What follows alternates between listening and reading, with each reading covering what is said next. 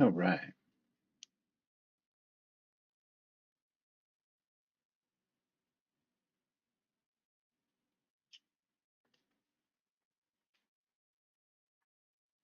Let's see here.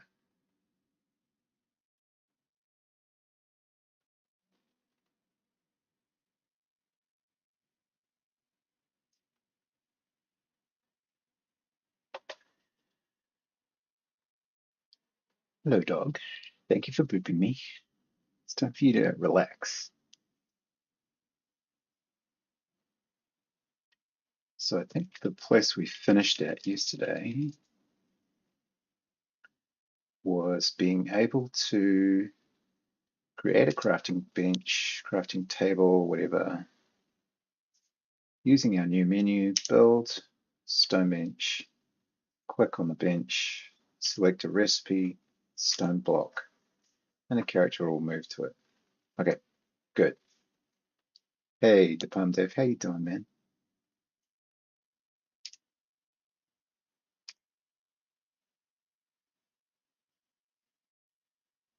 Good. So,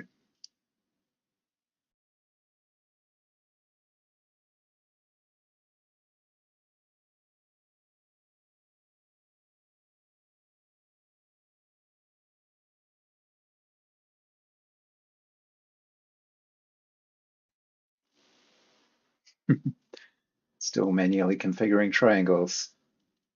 That sounds like a painful experience. Okay, so I know that I can stand next to the crafting table, and after we've set the recipe, then I need to know if construct recipe. I need to know if anything's happening in there. So are we next to the station? If not, don't do anything. Okay, so we just need a little bit of brute force debugging. Construct station recipe.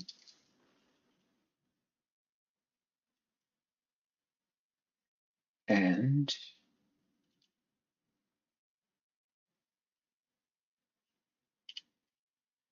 adjacent to station. So that I know that this is actually being called in a way that makes sense.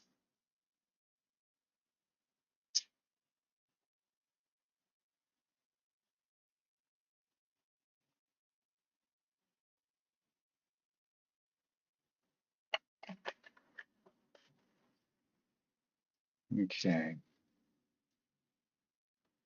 So bench, stone bench, recipe, stone block, construct recipe adjacent to station, and it's running once per timer. All right, good. Yeah, station's damaged, we can't use it yet. I don't think that's a thing yet because we haven't implemented repairing or building the station. Is there a recipe set? So if we get to this point, recipe, oh no, order.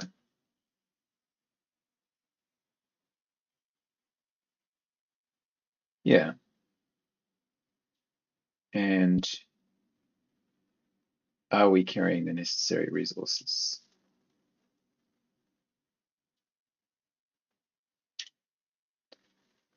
And requirement is a what? A resource type, fair enough. So let's just required. Yeah, that seems reasonable. Okay.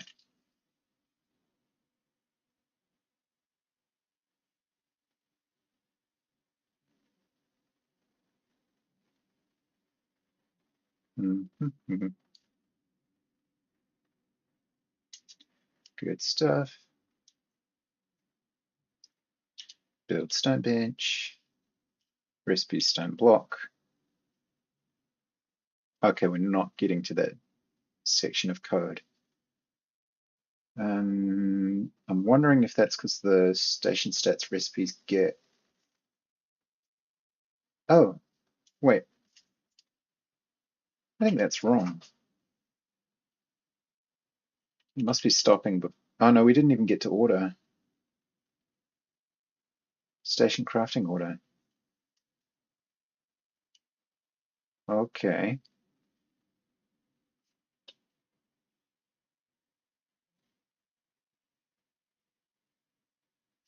Hmm. Um, let's do a couple of checks. Yes, Copilot, you're right about that. We are not next to the station. Just do a couple more.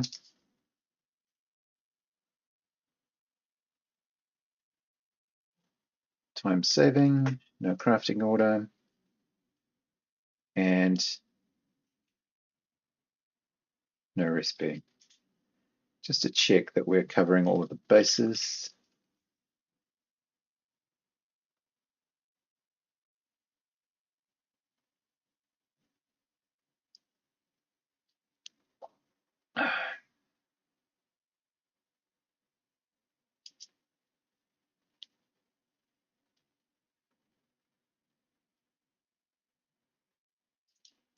Build stone bench, construct stone block. Not next to station. Station damaged. Okay, so we must not be spawning it in with enough health. The original goal was to, or what we did during the game jam with this same code was to spawn it in with no health and have the character essentially repair it, which was my way of saying it's got to be built before it can be used, a la RimWorld, because you have to construct crafting stations in RimWorld. So yeah, so we must be spawning it in with the wrong amount of health. So crafting, where are we spawning it?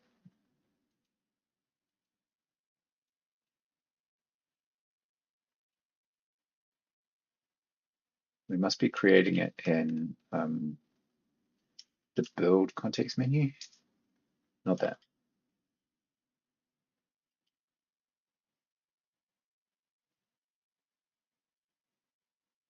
Yeah. Health max to health 0. Yeah, there we go. So we'd better just write a note for ourselves. Eventually set health 0 and repair to build station. Okay.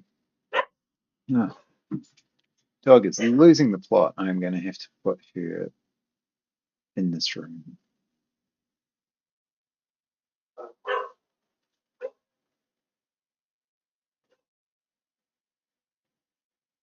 We have one very quiet dog and one dog that barks at everything. The one that barks at everything is infecting the very quiet dog, so that now they both bark. It's not good. It's not good at all.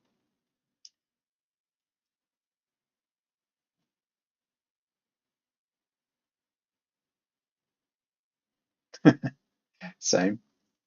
Yeah. It's like the quiet one has all of a sudden discovered, hey, I can bark. You are a troublemaker. Lie down in the sunshine. Oh, yeah, here we go. Good. So now we're in the crafting code. Good stuff. All right. So I can get rid of all of those debugs. In fact, I'm just going to keep them from leaving this room. Come here, please. Wait.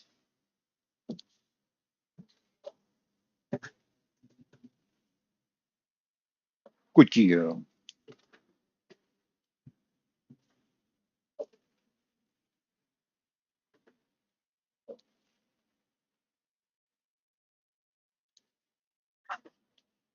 Right, that's that sorted. Yeah, exactly. Supposed to be teaching the younger one, but not learning a thing. He is very patient, generally speaking, but she's just a puppy, and she thinks everything that walks past is an intruder. Okay. So yeah, so construct recipe, we need to pull out all of those debugs.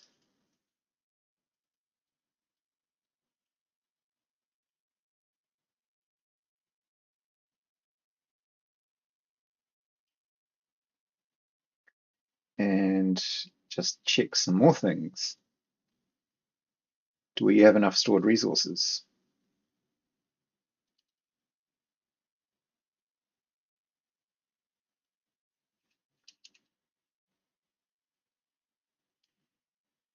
So this is checking stuff in storage areas as opposed to stuff in the player's inventory.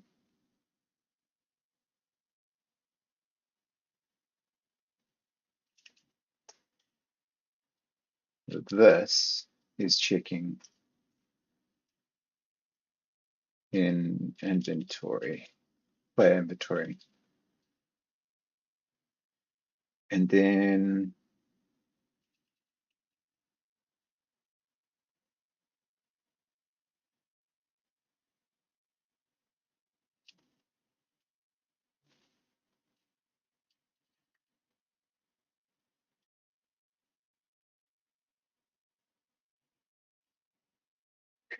Copilot's quite good at inserting debugging statements.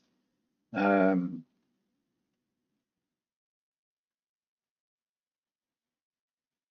yeah,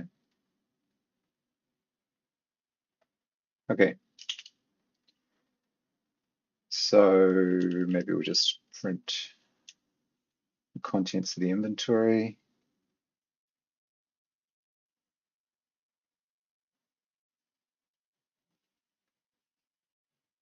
Yeah. I'm hoping that some of the systems that I wrote for Game Jams still work for some of this. So it'd be really nice not to have to mess with them too much, at least for the moment.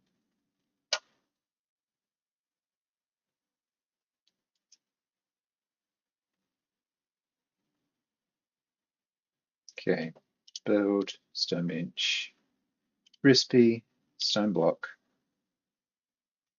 insufficient, no storage available. Okay, so now I'm hoping we could define area storage and then gather.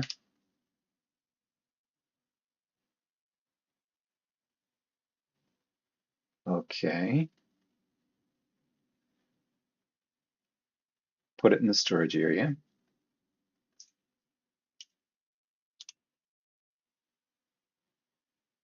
Hey, went to the storage area to pick them up. It hasn't gone back. Hasn't gone back to the table. All right. Well, let's start. That is a start.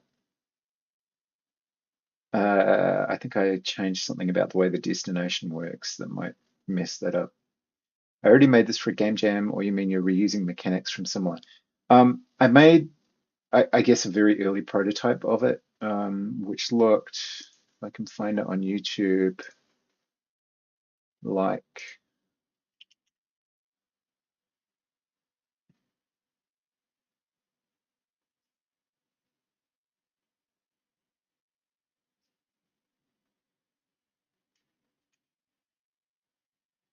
this. So very, very kind of pale and line work, um, and but similar kind of hexagonal layout. And then you could create these funky little. This is actually a crafting table, um, and deposit things in storage and then go back to the crafting table to finish working. And yeah, so kind of along the same lines, but very, very primitive.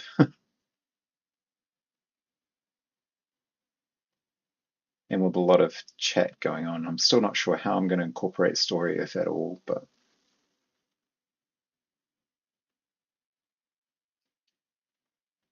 ideally I would like it to be story driven in some way.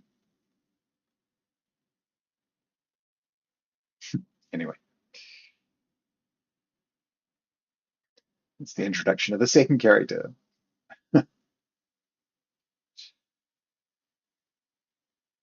But it was so broken, honestly. I had to make this video, otherwise people couldn't tell how to play it. Hence the improvement in the menus, or at least an attempt.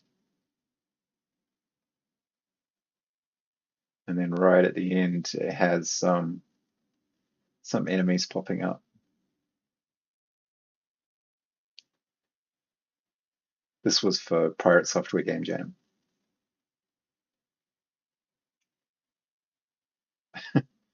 Very primitive enemy sprite. It looks like it's having some kind of seizure.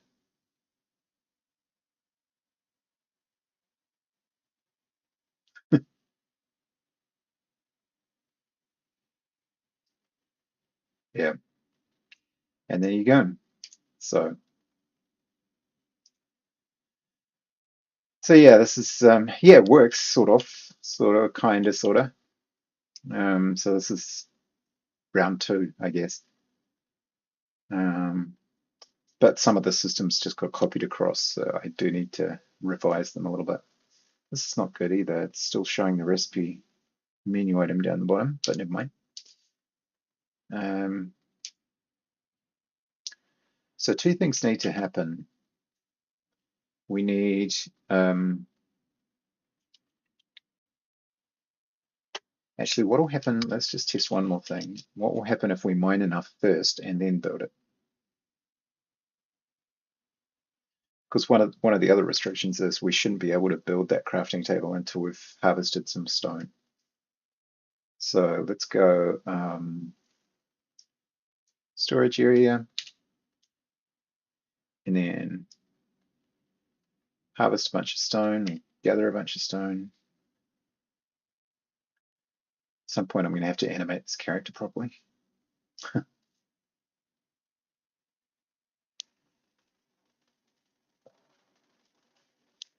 At the moment, his inventory size is 10. So every time he hits 10, he has to go and drop off.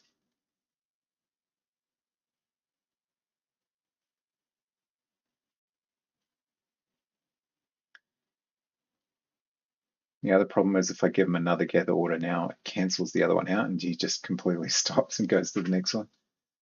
So not ideal. But baby steps. In fact, I'm pretty sure if I tell him to, well, I can build the station without him even being there, actually. Yeah, why haven't I animated him? What have I been doing all this time? Yeah, so I'm thinking if I try and build it now, he's probably going to go. My theory is he'll go to the storage area but not come back. So let's see if that works. Yeah, so he goes to the crafting table, goes to the storage area, and stops. All right. Okay, well at least we know what's going on there.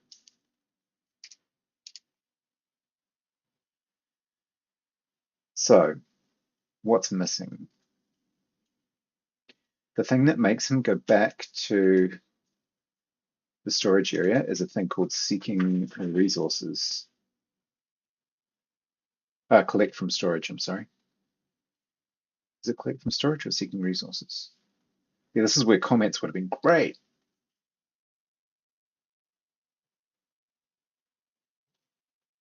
I think it's collect from storage.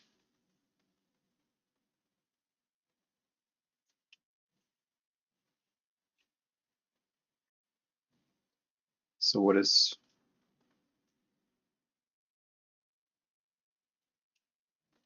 I see. Okay, we've got return to storage and collect from storage. Return to storage is obviously working because it went back and it found the right tile to go to. Um, so let's look at what collect from storage is doing.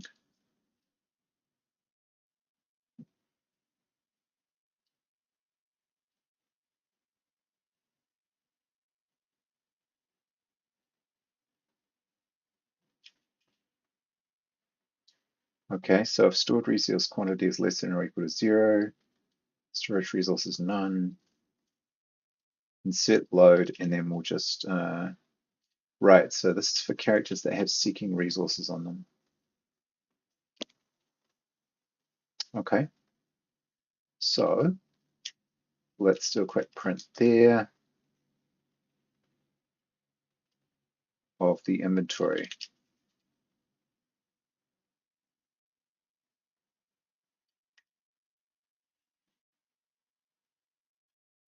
Um,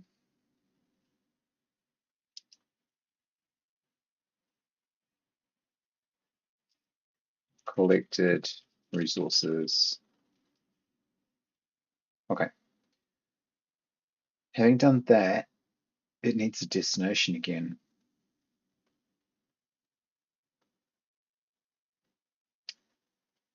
So it's whether we have some kind of system that checks on every tick to see if someone can go and try to complete the crafting recipe.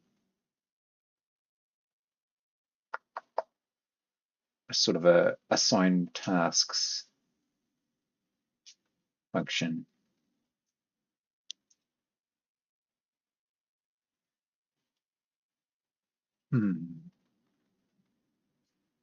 Yeah, gathering, it's just, is there any more to gather? If so, keep doing it.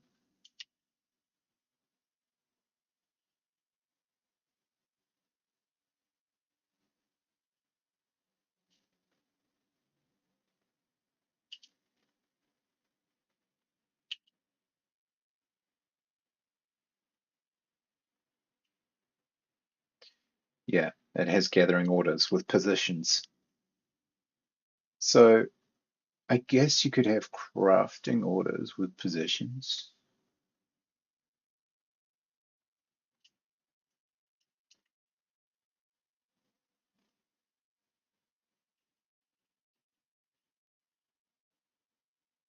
Tactile pause. Yeah, do I like that? The thing is, crafting order is bound to the bench. It's an order on the bench as an order on the crafting station as opposed to an order on the character. So it's more like in crafting, we should have,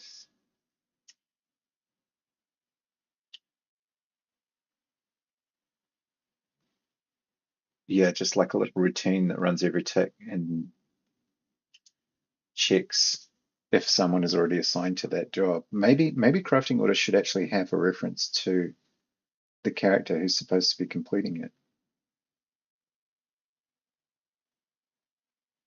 But then in your sort of other colony sims, you would have one person to be completing it, and then if they get called to do another task or their priorities change, then someone just kind of takes over if there's someone available to take over, which is how you get delicious meals from the stove turning into really awful meals from the stove that poison everyone because an incompetent cook took over the job. Um, hmm.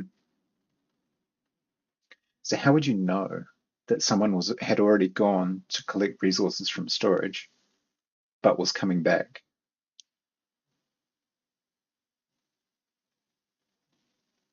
Yeah, needs some kind of indication that someone is completing that order. So I guess that is on the character. So we look at stone. and gathering order? No?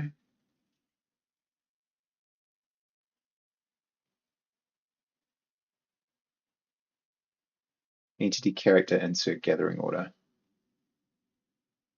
Yeah.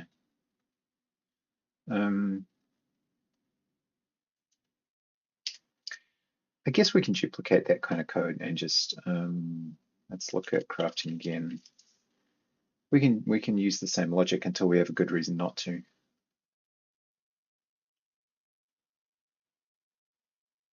Station crafting order and character crafting order,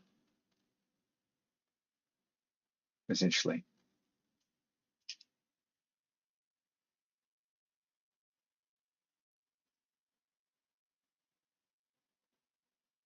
Or station character station assignment or something like that.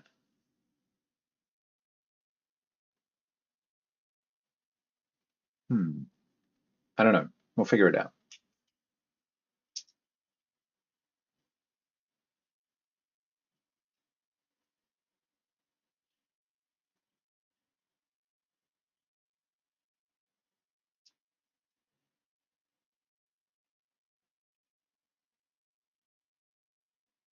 Positions. Sure, we can affect helpers. It's only going to have one thing in it, but that's okay. Oh, really?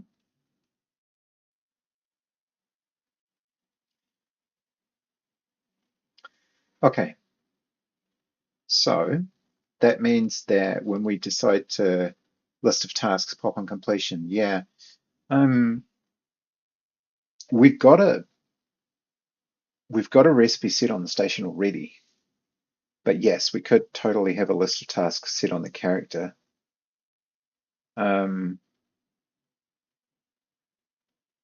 Yeah, I'll follow this as far down as it goes and see what happens.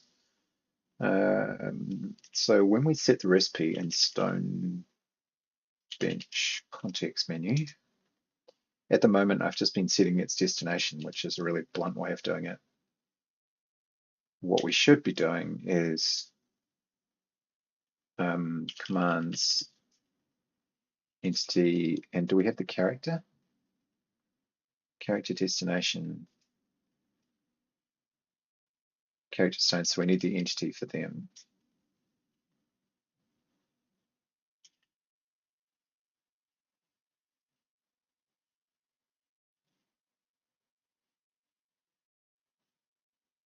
Rather than the destination. The entity is the thing that basically all of its other properties are tied to. It's like a database ID, I guess.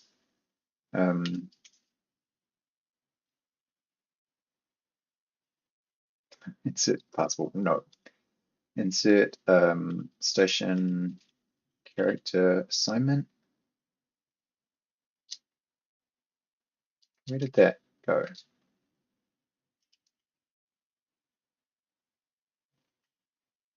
Come back. Oh, that's really annoying. I was trying to autocomplete it for me. There we go.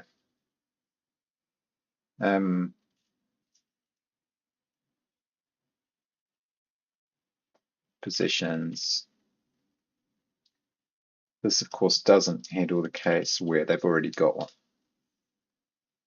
But let's just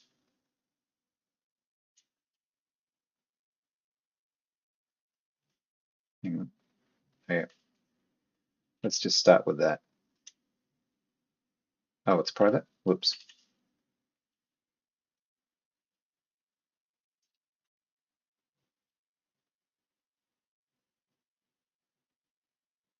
Because one of the things is if you've got a long running job, I want it to be so that they can go away if there's a task with a higher priority and then come back and finish it kind of thing.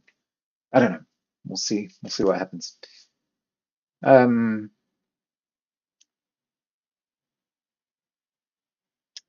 need build context menu. Do need this. Don't want to set that destination like that. Instead, we'll cycle through all of the characters looking for one of these. And if it's there, we'll redirect them to that position, basically. And when the job's finished, we'll remove that. I guess good a method as any for now. Okay, that is characters. I don't want that. I want crafting. So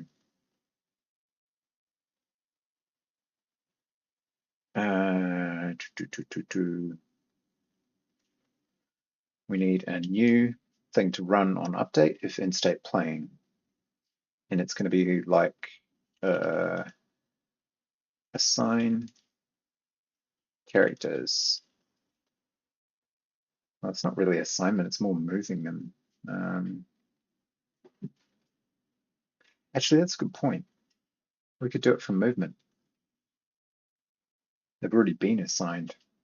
The only downside is that this movement function is getting really big. There are a lot of cases to handle. Seeking storage, seeking resources, destination, or new case. Crafting station character assignment file pause positions 0 essentially.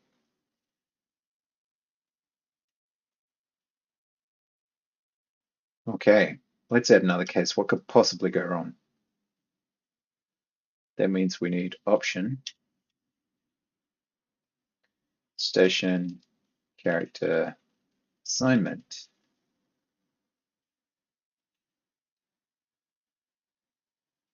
Yeah, that would be because it's not imported yet.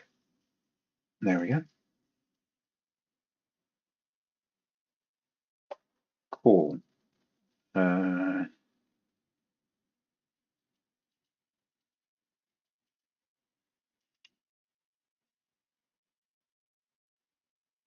Station assignment.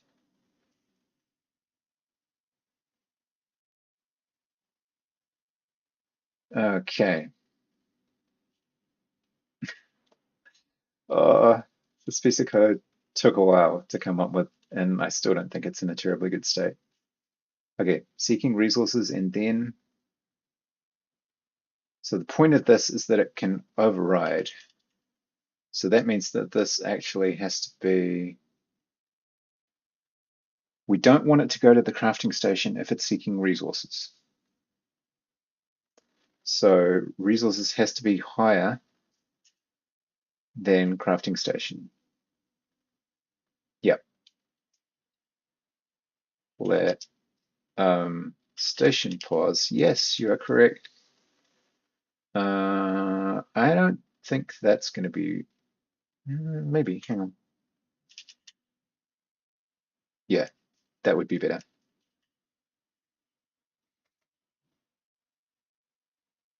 I don't think those are sorted in any kind of order of like distance. So there's no optimization whatsoever. Okay, good. And then storage pause or resources pause or destination pause. Oh God, this can't possibly be good.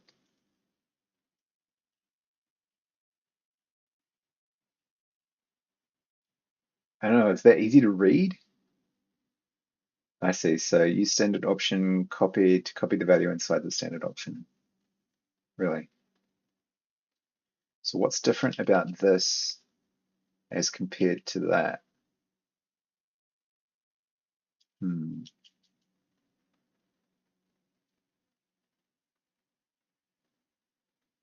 So this is resources pause is an option tile pause. Station pause is an option tile pause. So why are you complaining about that one in particular?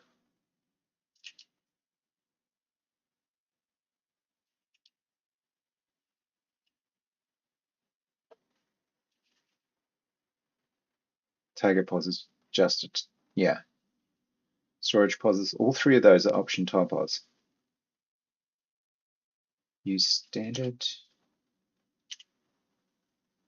Expected option. Oh, I see. It's an address. So the only difference is not address. What do they call it in Rust? Reference, right? Do they? I should probably know that, right?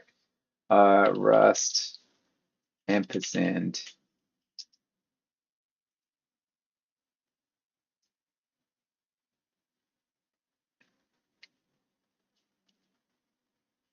Uh,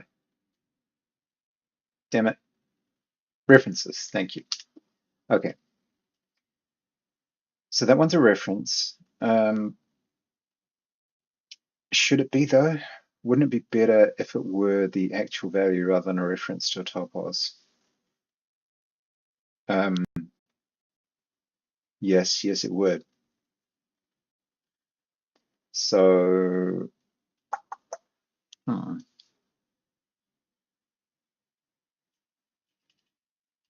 is that because we have a positions is a vec of topos?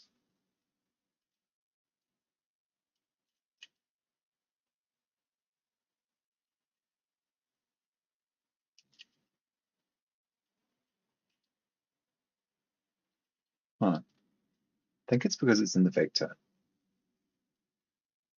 So I wonder if I don't suppose it's possible to do like this. No. Um, does first return a reference? Maybe I can clone, possibly. Aha! Okay, so make a copy of it. All right, that I can deal with. Okay, that wasn't confusing at all. Not familiar with Rust? Yeah. I mean, I wouldn't necessarily say I am either, but I'm getting there. It's been a while. Lots of things like lifetimes, etc., are still take a lot of thinking about. But generally speaking, I like it a lot. Okay, so we'll set the station position as a target um, if we have a station character assignment. Otherwise, we'll just continue on our merry way. I wonder if that's enough for us to see some improvement here.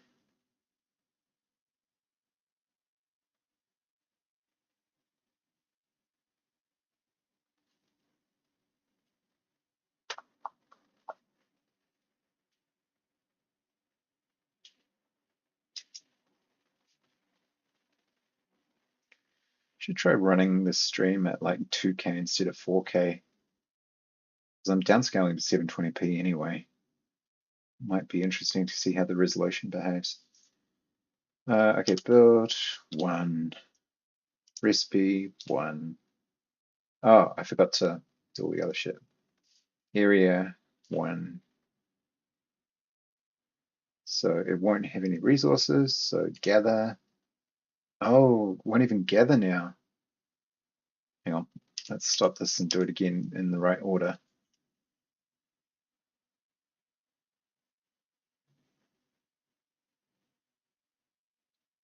Am I Linus? I am not Linus, nor do I play him on TV.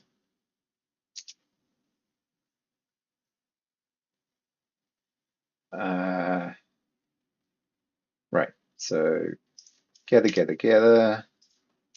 Assign some storage.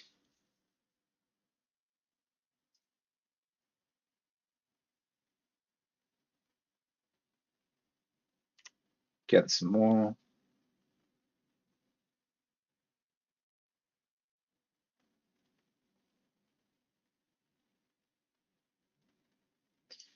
Build a stone bench. Oh, I didn't select. Interesting. I didn't select a square, but it still let me pop up the menu. Okay, that's bad. We should definitely fix that. Choose recipe. Okay, so it's moved it there, but I've taken away a lot of the debug stuff, so I don't know if it's actually doing anything. I would expect it to move back to seek resources, but it's not. Might be something in the priorities of that ridiculous method. Uh, so seek storage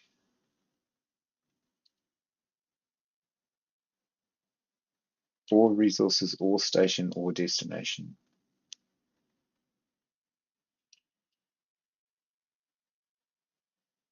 Returns the option if it contains a value, otherwise returns option B. Yeah.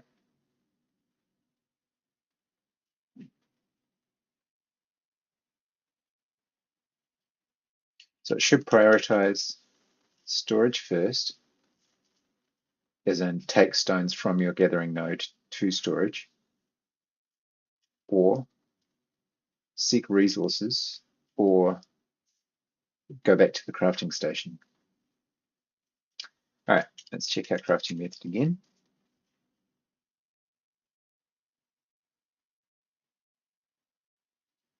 Construct recipe.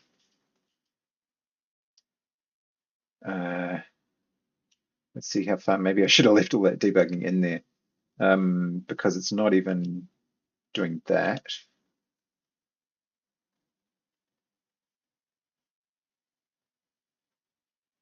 Also, I need to take that render thing out, which is in context menu.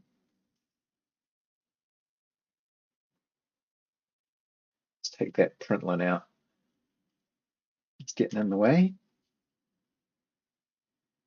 Okay,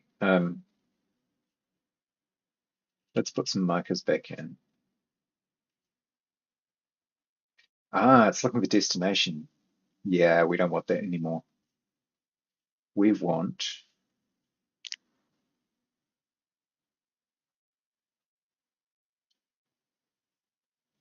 yeah, we want the crafting station assignment or whatever it's called.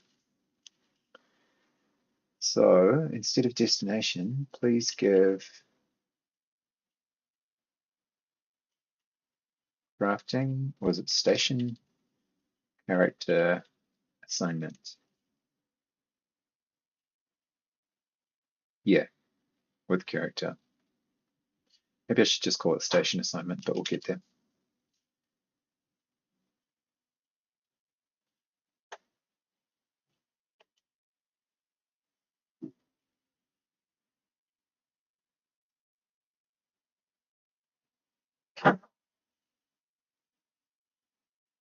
So station assignment, station assignment. Oh wait, assignment. Oh no, it's the tile pods that we're looking for. Assigned pods, I guess, at a stretch. Station assignment.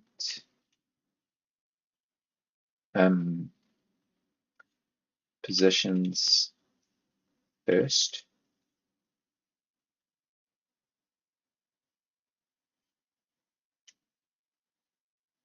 Assigned pause. All right.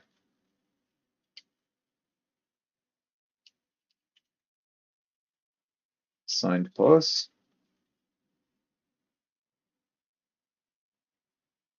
Well, what's from there? Oh, a reference to a reference. Yep. Uh-huh. Okay.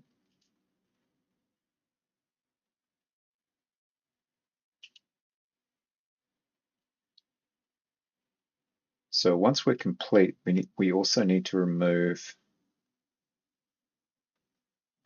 that resource, or at least remove this current station's pause from the positions. Since we're using first, I can't see any reason why we wouldn't just pop it off the front of the vector. Vector may end up not being the right tool for the job.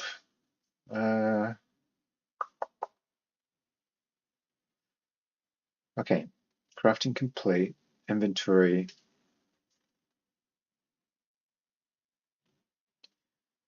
Recipe complete. What does that do?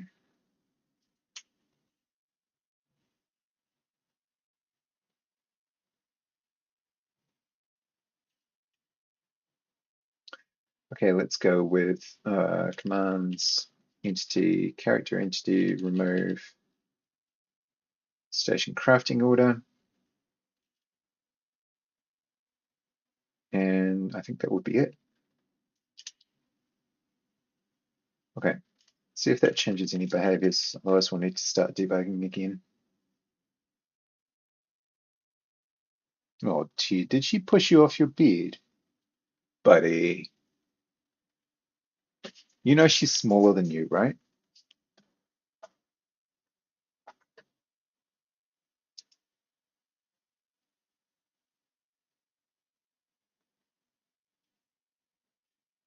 Okay. Stone bench, stone block. Yeah, that should not be there. It's like it's timing sensitive again. Assign a storage area, gather. Ah, interesting. So it can't gather if um, if it's already been assigned to craft. Okay, well, we certainly need to fix that, but let's one thing at a time.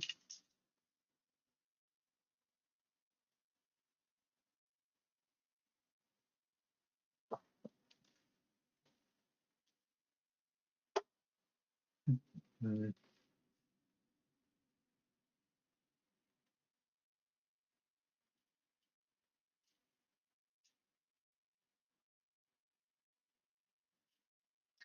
do some gathering first.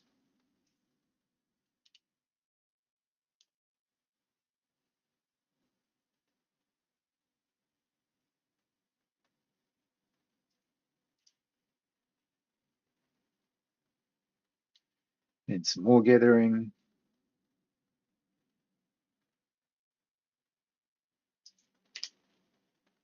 And some more gathering.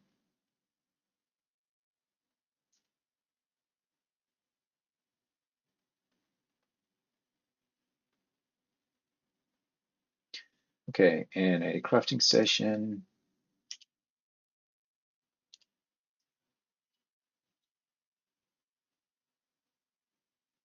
Okay, so it went straight back to the resources, but did not go to the crafting station again. I wonder if we actually remove the seeking resources thing once we've picked them up. If we haven't, we need to. Um, so let's go, there should be collect from storage in here.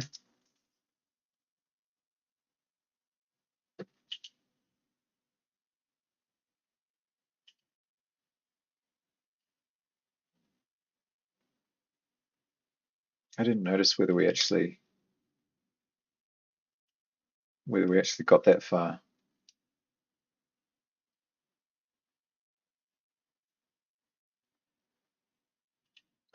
Match seeking topos.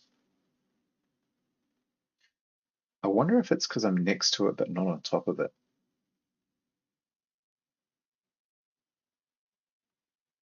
Yeah, this thing.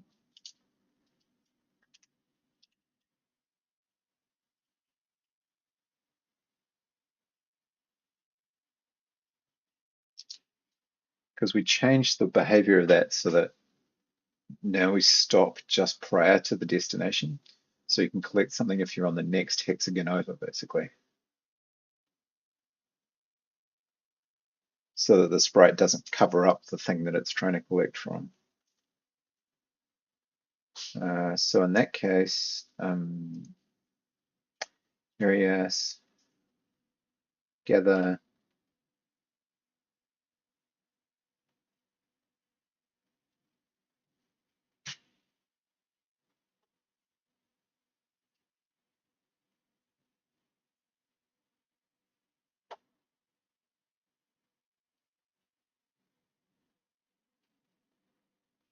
and then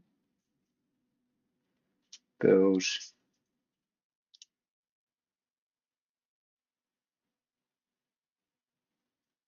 Nope. It just sits there. So I need to know where it's exiting. With seeking resources.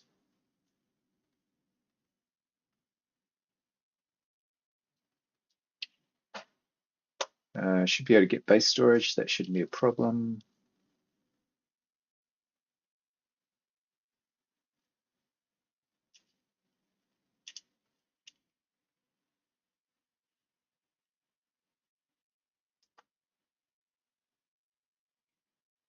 Collecting from storage. Storage pause equals match seeking tile pause. That should be fine.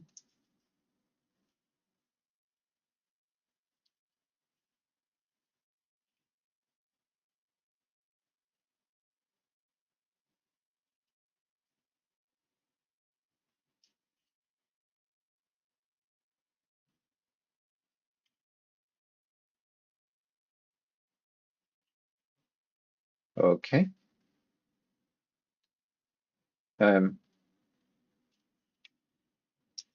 From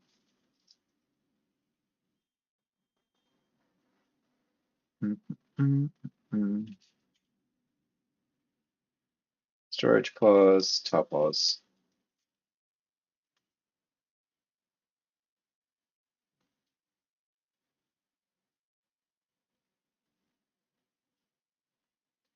Because I think we should be measuring a distance and checking to see if we're one away rather than doing that.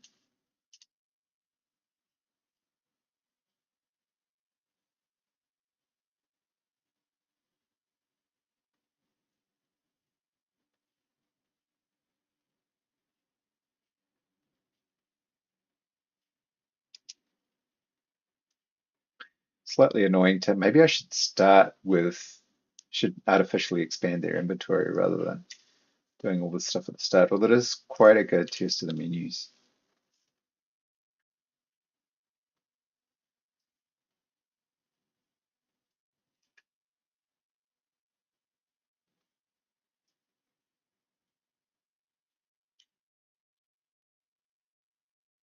Hi. Hey, baby, how you doing?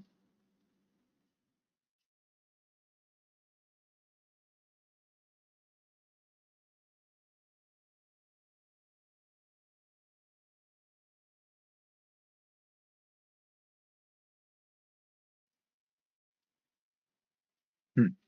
I've just been delivered a tomato from the garden. Excellent. All right. Uh, recipe stone block. Okay, back to storage. Nothing. Where is it exiting that function? What the hell? Okay. Now I'm confused. Shouldn't be having trouble with this, but we'll just check.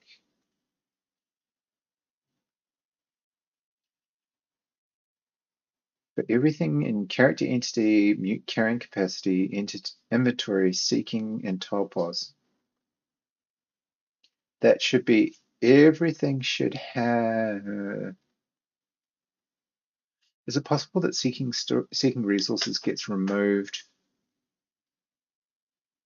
once you arrive? So that's the only thing I can think of.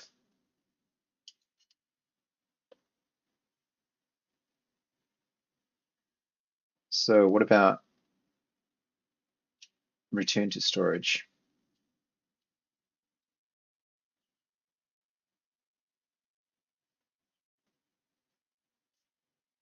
Hmm. Not paths is empty. Shortest path, target's pause, seeking. Yeah. We know it can get there. I mean, I could check to see if it can't find base storage for some reason. I have no idea why. Is this function actually getting called?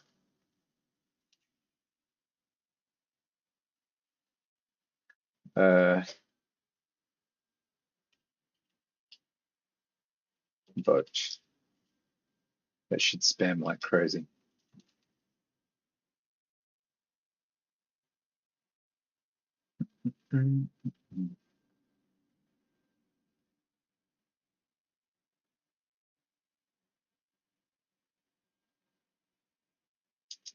Oh yeah, that's going to be too spammy. Never mind. Um, so gather.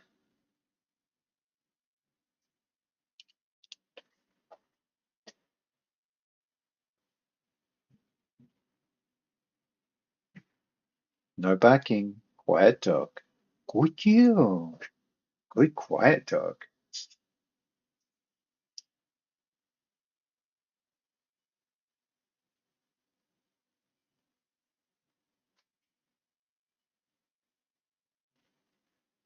Okay, so we know it's getting called. um,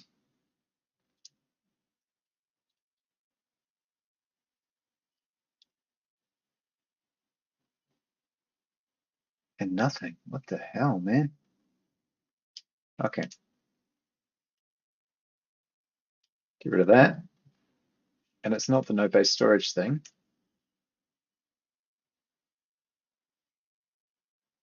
Every character entity with carrying capacity inventory seeking topos.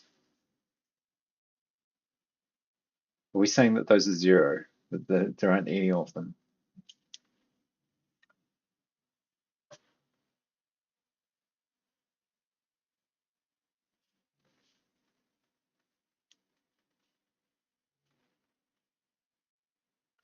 I'm so confused right now.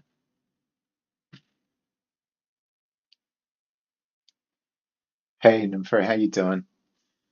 Um, it's going okay. It's quite confusing. There's a lot of moving pieces, but it's going okay. We're currently trying to diagnose why, when we need resources to build a crafting recipe, we can go back to the storage area, but we can't do anything else.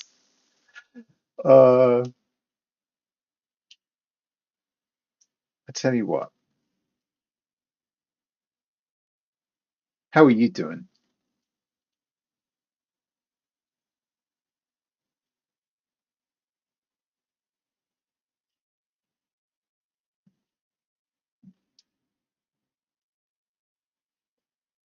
Query.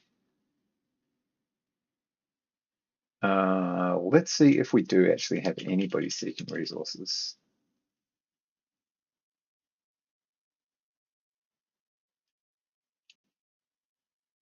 We'll need the entity.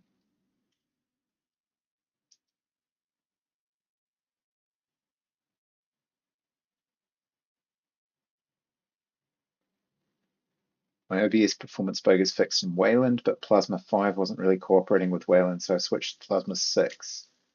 Okay. I am using Wayland, but not either of those things because I don't recognize them. I'm using Sway as a window manager. Is Plasma a window manager?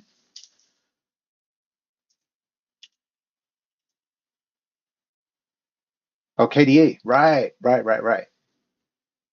I gotcha. Cool. How are you finding it?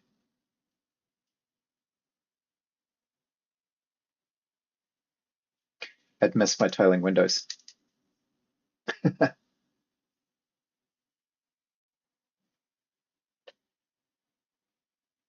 Um, all right, so let's see if we do actually have for A N, oh no, okay, A in debug query, seeking,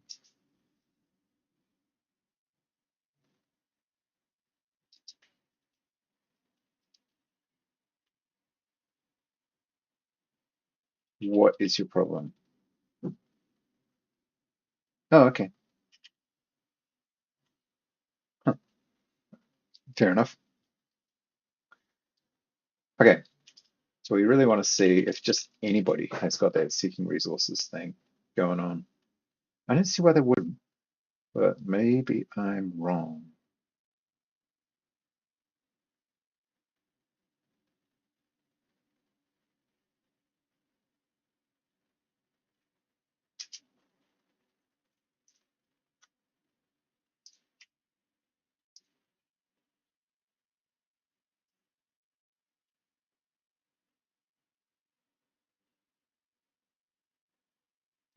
suppose the other thing that could be happening is, no, it won't return to get stored resources unless there are enough for at least one part of the recipe.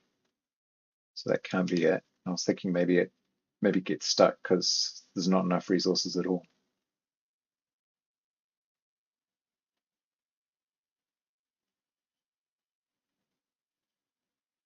Okay, construct stone block. Go back to storage. Yeah, there's totally a 337v1. Now this is tiny text, but 337v1 is a character. And it's stone. It's got the stone. Yeah. So it also should have seeking resources, and it does. Inventory is not registered in the type registry. Oh God. Okay. Um, yeah. So it's got all of the things it should have. I could have done this ages ago, actually. It's tiny. I need to figure out a way to resize it for streaming. Um, okay, so we know it's got the right things on it.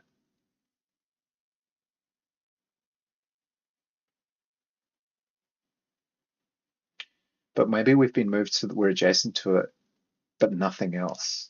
Maybe we need to measure the distance like we do in construct recipe.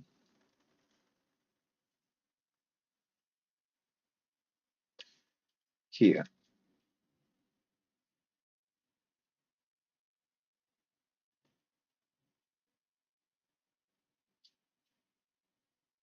I'm slightly concerned that it doesn't get into this section.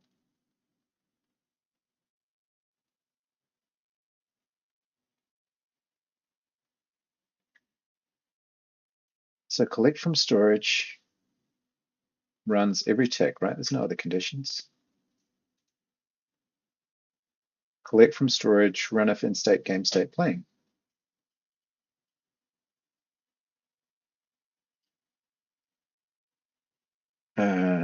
Huh.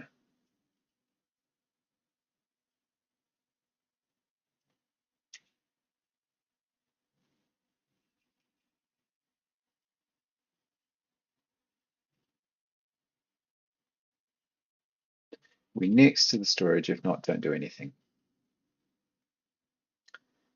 And this will be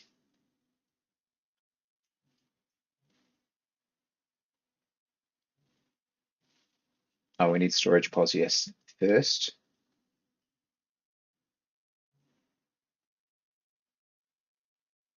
I see. So yeah, if tel pos does not equal storage pos,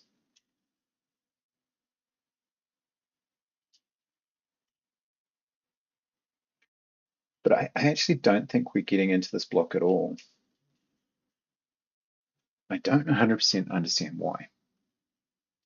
I did have a debugger set up to debug into some of this code, but it's since needs a bunch of updates, and I don't really want to do it right now. Let's see if we can do without it. Storage pos. There were some problems that released recently, so that's to be expected. Yeah. Oh, so you had to get rid of the 1070. Oh, yes, it's a terrible hardship to have to use the 3090. um, I was using the 1070 because it generates less heat. Absolutely understandable. And a lot less power. Yeah.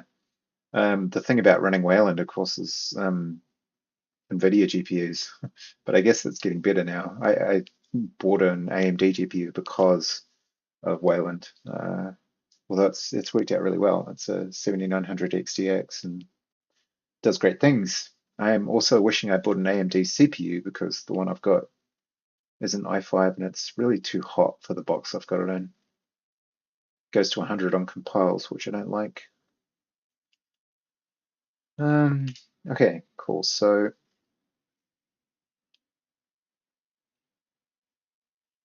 let's just note the character entity there.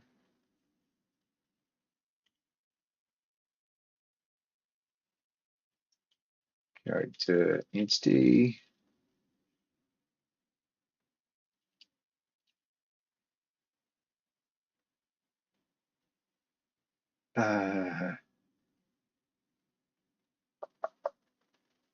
Yeah, I have builder's regret. I really wish I bought a different motherboard. It's in a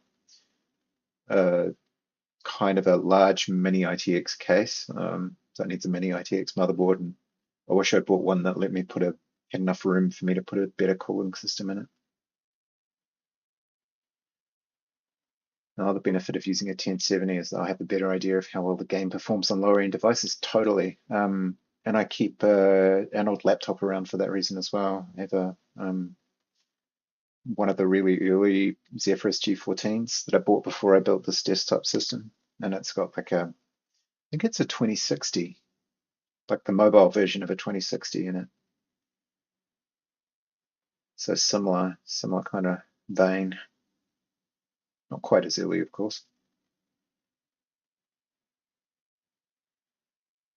All right, so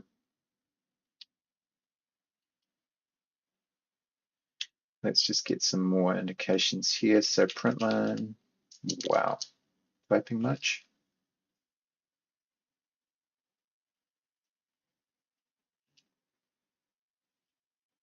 It doesn't quite understand my patterns I like to use. Quite fussy. Debug query can go away. And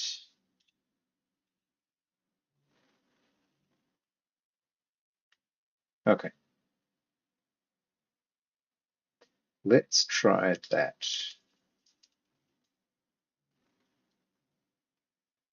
Technically, I could also just test it on integrated graphics since current day integrated GPUs are on par with GTX 1050.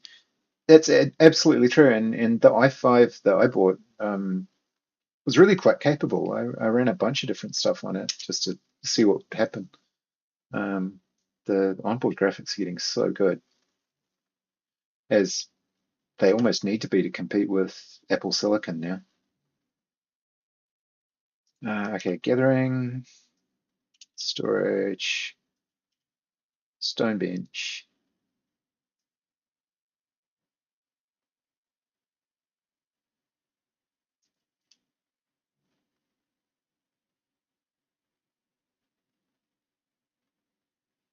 Mm, mm, mm. Probably could set this up so it's a bit quicker to get to my test case. Recipe, stone block. Go back to storage. Seriously, it doesn't get there. What the hell? There must be something about this query that there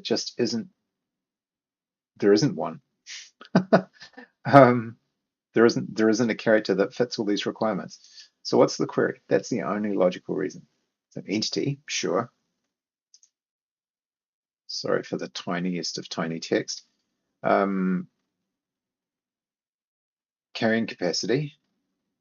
Oh, there's no carrying capacity. Aha, excellent. I bet you it's in stats. Oh, thank goodness. I thought I was going crazy.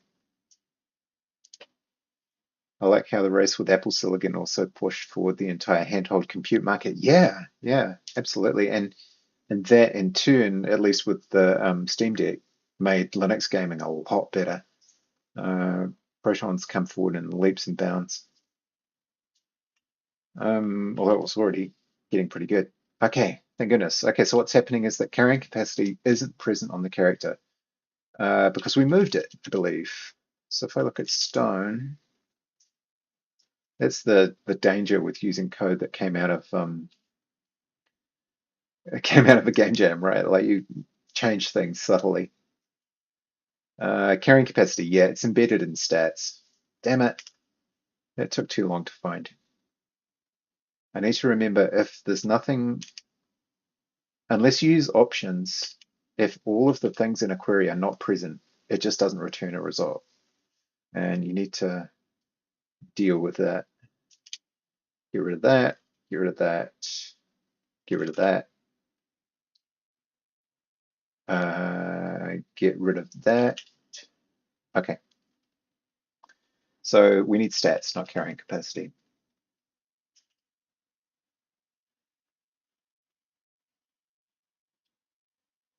Struct with a sim, no. You import, please. Thank you.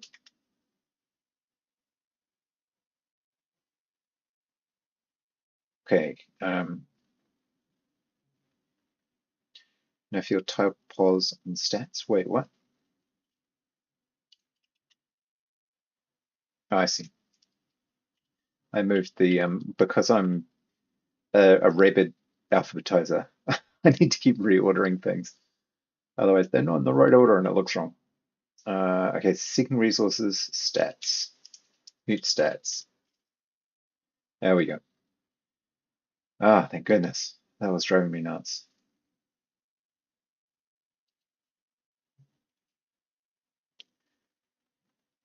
You know, that's what the pirate with the steering wheel on his waist said when he was walking into the bar, right? Bar would be driving me nuts. It's really bad. I apologize. Okay, cool. So now we should at least get into that blog. Let's find out. Oh, hang on, I still need to adjust for where we actually get the carrying capacity from. Yeah, here we go. So we don't have carrying capacity, but we do have stats carrying capacity. Nice. Yep.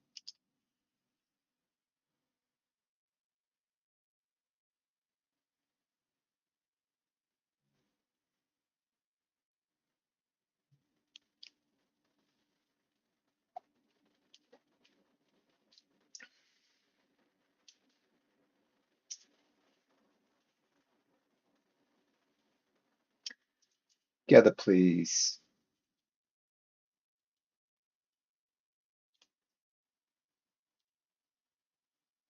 I need to fix the menu so they don't display unless there's a selection.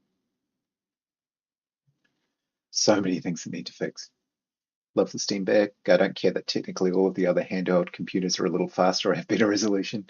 Steam Deck is better because it feels more bespoke thanks to SteamOS and it's very repairable. Yeah, I've never seen anything on like taking them to bits, but I bet that's true. And I think it certainly hasn't hurt that Gabe Newell has been really public about the fact that he uses it and plays it with his family and that kind of thing. So it sort of helps drive the bug fixes. I don't actually own one. Hey, it works. But he can't be instructed to go and gather more. But it worked. I totally saw that work. All right, great, good. Um, so the problem is that a character with a crafting station assignment can't also be told to go and gather. That's the issue. Valve partnered with iFixit. Oh, nice. Yeah, that totally makes sense. Because you should be able to repair it. It's not, I mean, even you should be able to repair laptops, like Framework, for example, but you should be able to repair a Steam Deck. It's a big, chunky, expensive piece of equipment. Why shouldn't you be able to take it apart and replace things? It's not like a phone where you could reasonably expect that it might be a bit tricky to get screens replaced and that kind of thing, but I guess if I fix it, help you do that too. Okay. Um, we need to make gathering assignments override crafting assignments. Is that what we need to do? Or we can gather as long as there's no resources for the crafting. Or we want like a simple rule set. We don't want massive complexity. I'm trying to get this out the door into demo. I'm supposed to be feature restricting it. The theory is to release a demo on April 1st. That is starting to look like a big ask. In fact, it's been starting to look like that for a long time, but we'll see what we can do about it because I just love the idea of releasing something on April 1st. It's just, there's a certain kind of magic in it. Okay, so given that, um, how can I figure out this interaction between crafting and gathering? Essentially, if there's no resources, the characters return to an idle state. Now we could either remove the crafting station assignment. April 1st is my beloved. That's one of the most fun days of the year. Yeah, I can get with that. I also like Friday the 13th a lot. Um, but yeah, April 1st, definitely. I'm not a big April 1st prankster of any description. I just like the idea, right? Good things should happen on April 1st. Okay, I think probably we need um, some way to distinguish. We need some way to tell the character when enough resources become available to do another step on the crafting order. And that's kind of the way remote behaves too, right? Like when you're crafting something and you run out of resources, um, the what do they call them? The peon? The peon will go and you can tell them to go and gather resources. They'll go and complete the gathering order, and then they'll go back to the crafting station because now there's enough resources. So that means I need to remove the crafting station order or station assignment or whatever it's called, but have a system that will keep checking to see if there are enough resources to assign someone to the station order again. Um, yeah, I can deal with that. So mm,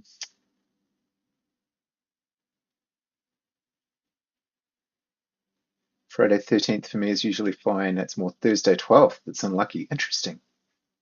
Interesting. How many Friday the 13ths are there every year? How? No, no, this is such a chat GPT question. Oh my goodness. Okay. How many Friday the 13th so are there in each calendar year? And I'm sure the answer will vary.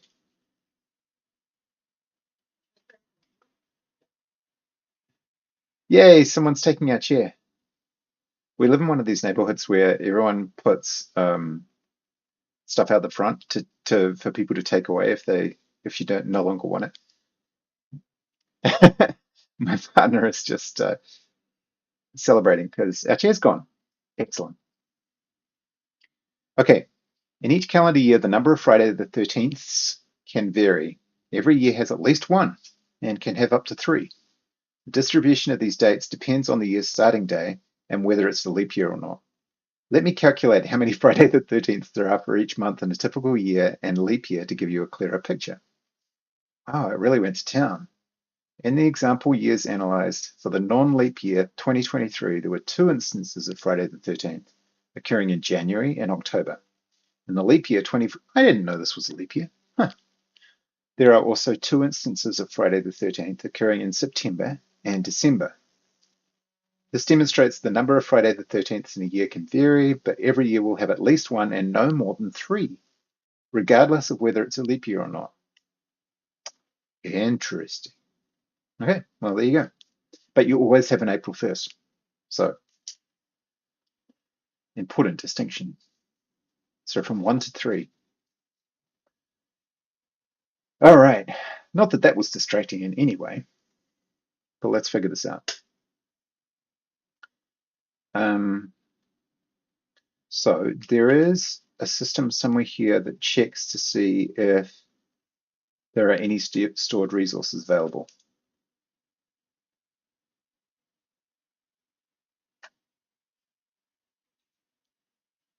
Is it construct recipe? Or is it seeking return to storage? Yeah, it's return to storage. Eligible storage measures if the resource type stored exists at all, and then does it actually check to see how much is there? No, but I'm sure I do that somewhere. Maybe in construct recipe.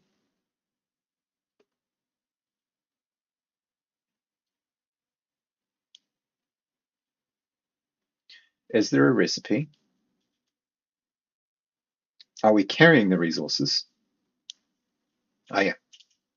Do we have enough stored resources of this type? So if we don't,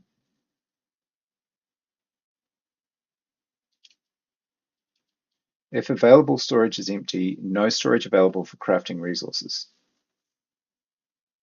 Yeah. Can't fulfill this part of the recipe, move to the next if any. So the difficulty here is that we need to cancel the crafting order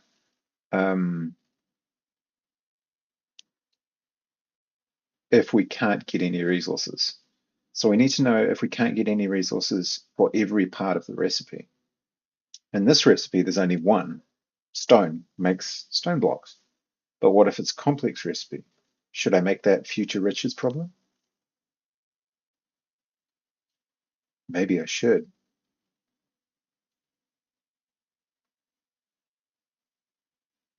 Mm, yes, I should. Okay. To do, because I love that Cody always suggests that I write. This is a bit of a hack. It is not a hack, much, because we remove the station assignment um, after checking one resource type. We'll need to make this part of the logic smarter in future when we're dealing with recipes that have multiple resources involved. It's a longer comment than I usually write. Okay. Um, so we need to actually remove it, which means station assignment's position is clear. I don't think that's correct, because what if you've got more than one? It's like you need a remove if. I don't know Rust vectors all that well, to be honest with you. I need to get better at them. Station assignment positions, remove. Is there a remove if? Surely not. Okay, docs, help me out. Rust vector remove f, or like remove with a function, with a closure. Yeah, filter. Duh. Wait, so self v drain. Interesting. Drain. Oh, that's his code. You will not find a method that erases some elements based on a predicate. Instead, you will find retain. Oh, okay. Retain is, yeah, interesting. Feels like there should be an easy way to move. Oh, in nightly Rust, you can use vec drain filter. How old is this? 2018. Okay. Yeah, okay. So Rust filter, drain filter. Ooh, very tiny, very tiny. Drain filter. Iterator produced by calling drain filter on Vec. It's a nightly only experimental API. Well, I mean, we are using nightly, but is it liable to be stable? Extractdef and linked list extractdef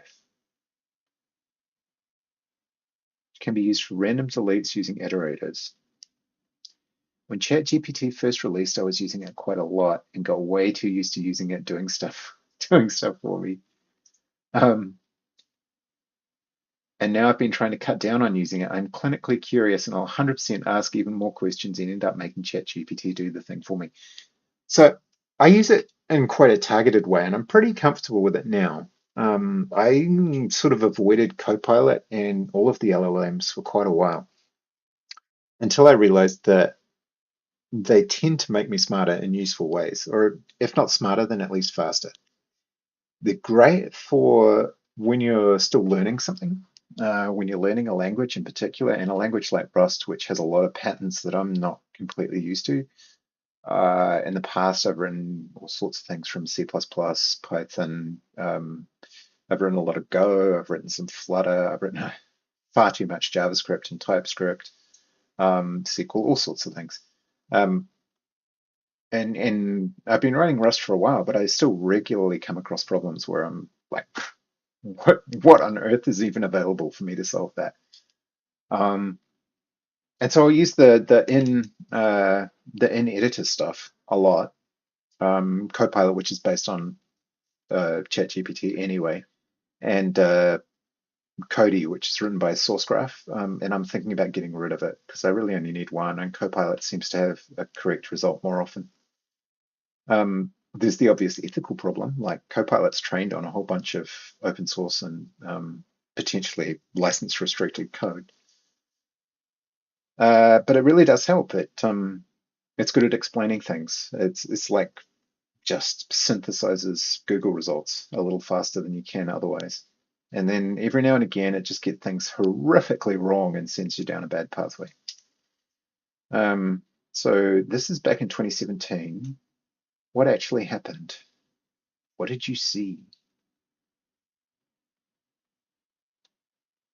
Is it possible to point to this feature when the user is trying to use the drain filter method?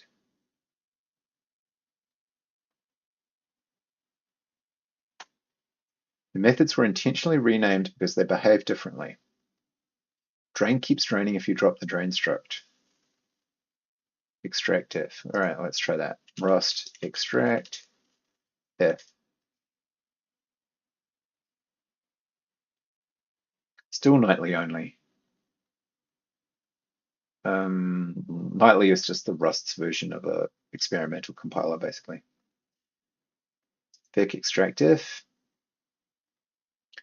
creates an iterator which uses a closure to determine if an element should be removed, which is exactly what I want.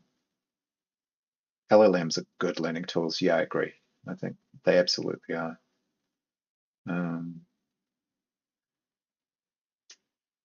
Just as long as you have enough information to be able to tell when it gets it badly wrong. And that does happen a lot. So if the closure returns true, then the element is removed and yielded. If the closure returns false, it will remain. Okay. Extractif is easier to use. More efficient because it can backshift the elements of the array in bulk.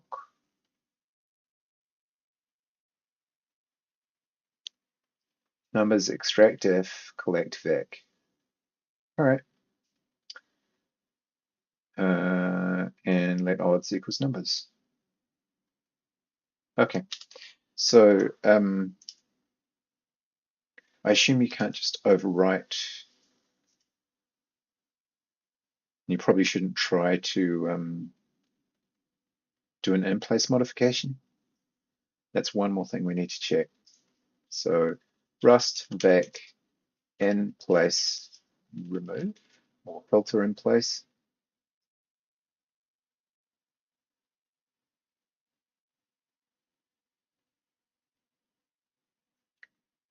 I can never get into tiling window managers. I understand why people use them and like, but my habits from floating DEs are hard stuck with me. I could probably switch, but it'd take a lot of time. I am kind of the reverse. I can't do without it now. Um, it's just I get really frustrated because I have to use a work uh, Macintosh, and there's only limited support for things like Rectangle Pro that let you arrange the windows the way you want. It's really frustrating to me. Okay, so is extractive even available? Stop that. Apparently so. So say x,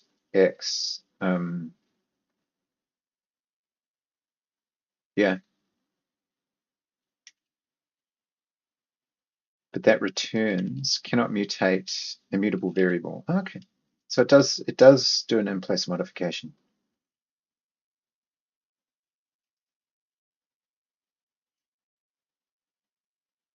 Unstable library feature. uh,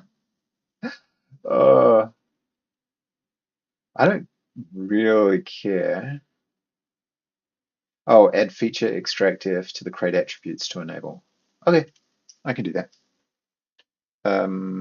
So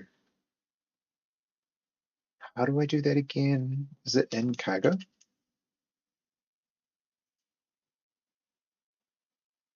I've forgotten. Um, oh, I used it in lazy static. One moment core. I have to figure out what the hell I'm doing.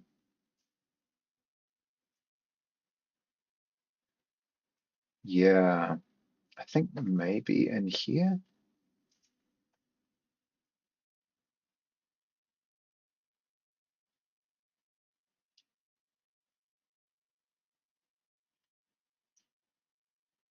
Add feature extractive to the crate attributes.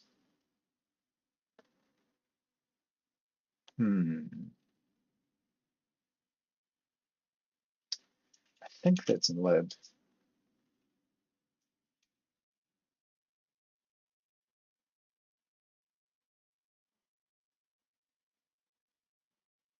Hey, Painton, how you doing? Yeah, I am using Wayland. I'm using this Sway, which is the Wayland version of i3, of course. Well, I don't know if that's a nice thing to say about the person who wrote it, but it's feature compatible with i3. It's a product in its own right, of course.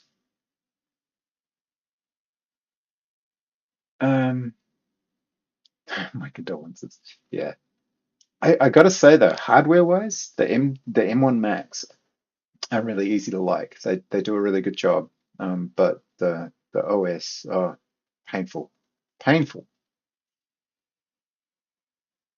This is not how we do this, I'm sure.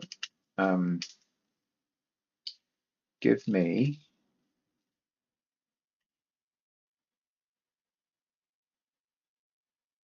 some kind of information on how this works.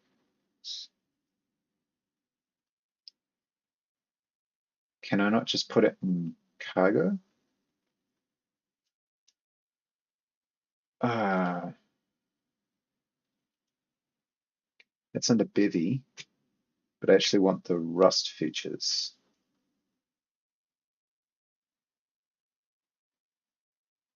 So it doesn't make sense that it'll go in cargo. In the crate attributes,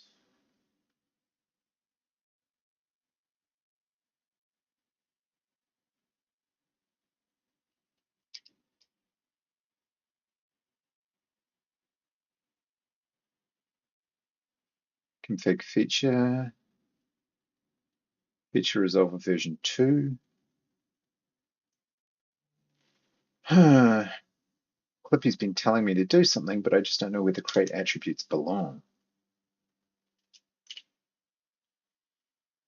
Add feature extractive. Okay, ChatGPT, you get me again. Let's try it. Uh, hey Tharagi, how you doing? It's old, but I always found size up to be close to what I wanted on macOS. Oh, interesting. There's also something, I've forgotten its name. It's got a really unusual name, but you have to modify the security settings at like boot time for it to work properly with its scripting. Um, yeah, it's got a really weird name, but it comes very close to a tiling WM. Um,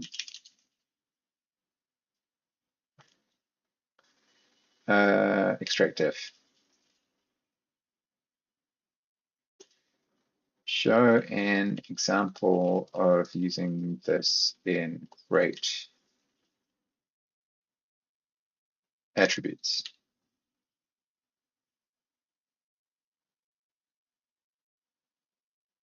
Sure.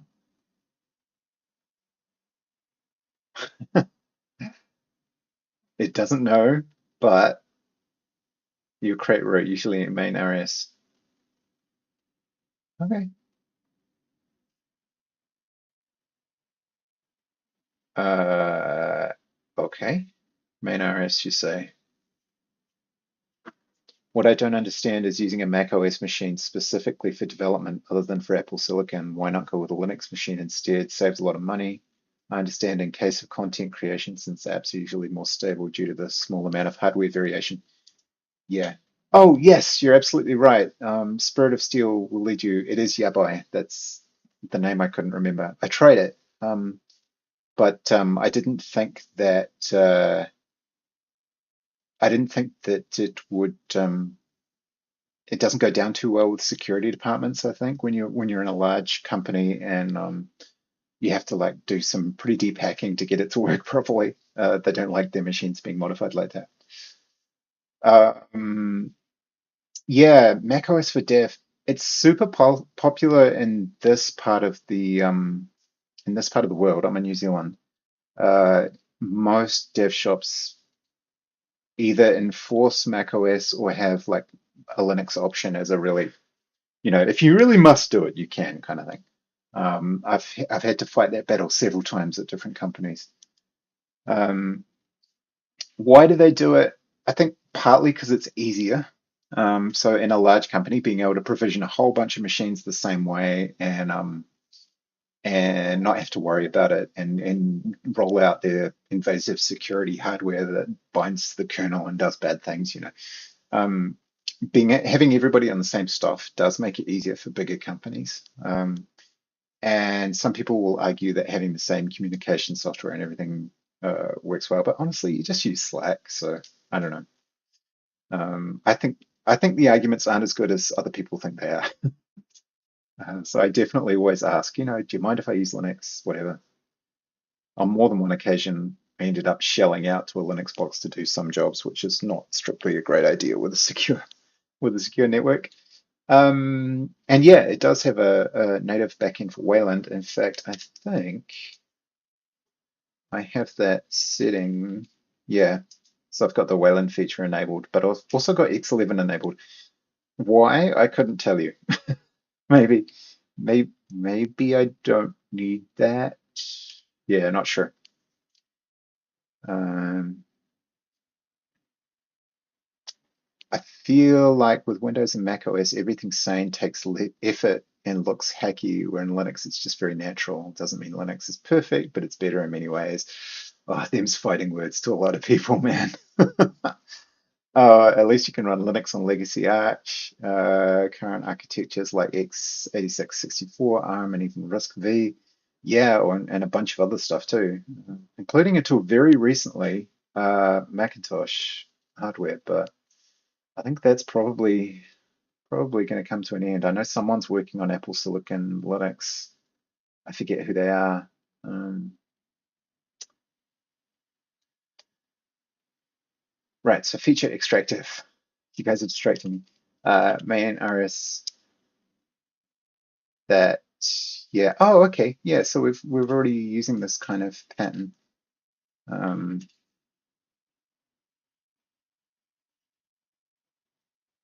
see if that helps. Hey, there we go. Um, Asahi Linux. Yeah, thank you. Not presumably named after the Japanese beer. You don't need X11 since you only use Wayland for now, and that should make compiling quicker since she was good. Oh, cool. Well, let's get rid of that. Thank you. I need you folks to tell me stuff like this. The reason it's arranged like this, by the way, with explicit definition of features, is because I started using the Bevy template, the Bevy game template, whose author's name escapes me, but who has done a really good job of kind of synthesizing basic layout for people like me who are still pretty new. Um, it does a really, really good job of just the basics. And the other really nice thing about it is that it comes with workflows that handle most of the CI for you. So being able to just build and release a web version and a Linux version and a Windows version without really needing to think about it is huge. They also have an Apple build there. Yeah, it's iOS, Android. You do need a little bit of setup as well. But it does great. And the reason it's laid out like this is because the author of that wanted to use things like Kira Audio, which apparently doesn't play too nice with the default audio feature in Bevy. Not my expertise, but yeah, it doesn't not too compatible. So yeah, they've specified particular features and then added others on the end. Is the way I understand it. The same person wrote, I think it's the same person wrote Bevy Asset Loader. Yeah, very, very talented individual. What kind of tile map editor are you using? You think I'm so advanced I'm using a tile map editor. I have played with LDTK, but I'm not. I'm just, for this, I'm just laying them out in a hexagon. Um, so the tiles themselves are edited in Aspray. And yeah, that's as advanced as I am, basically. I am still very new to this game. Speaking of compiling, did I fuck up my Bevy project, or does it take a long time to recompile a game, even if you change just a small thing? I believe it also recompiles Bevy stuff for some reason. Right, so what's going on there, I do know the answer to this, is you need the dynamic linking. So this thing here, there's a page, and yeah, there's a good number of hints to make this faster in the Bevy docs these days. There's a couple of things you need to do that I always do each time. Don't use new LD, use little mold. Oh, interesting. I think I'm using mold. Am I using mold? I remember doing something with that. Nope. What was the other one? Nope. I guess I'm using the basic linker. Yeah, so there's this thing, dynamic linking, but there's also the cargo settings, which are in dot cargo toml. Have I not put this in here? Cargo config toml, right? Where is it? Okay, it's not Rust toolchain. No. Have I not put it in here? Oh yeah, cargo toml. There it is. No, that's the that's the base one. Hexlife had it, I'm sure.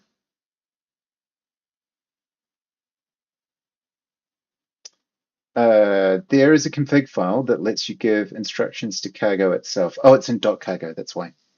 I don't have it in this one. Interesting. Maybe I could be even faster. Config, yeah, here it is. So I'm using the CLang linker. We've got some Rust flags. This all came out of a, yeah, thank you, Thoregi, cargo config. This all came out of a doc page. I think that is linked from the Bevy cheat book. Oh, there you go. It is the old D. Yep, cool. So yeah, use this. And actually, it looks like I am not. So I need to move this. Uh, where are we? Oh yeah, there we go. .cargo.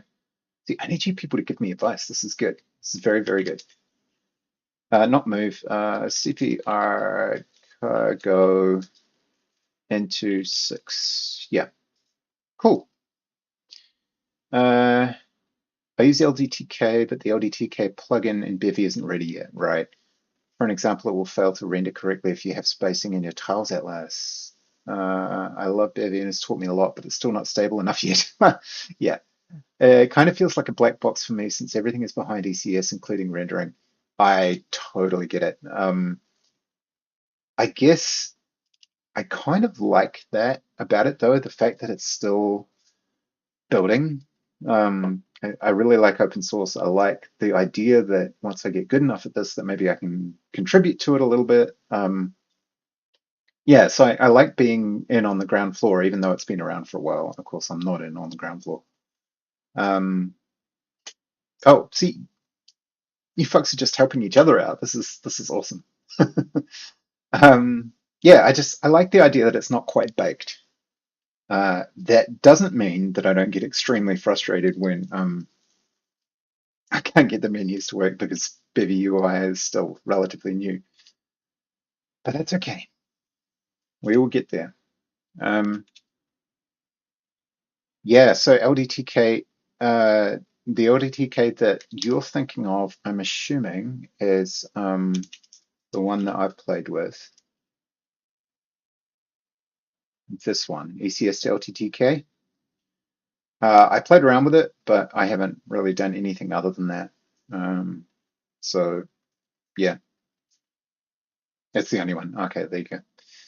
No, I'm just using the standard Bevy ECS tile map that this is based on, and doing everything from scratch.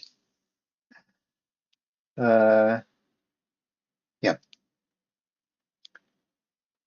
I don't have a caret in there. It's just Bevy version 13.1 features Wayland.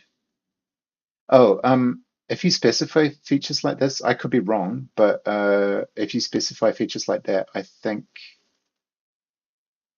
do you get the default features as well? Let me look. Oh no, only if you say default features false. Never mind. I'm full of shit.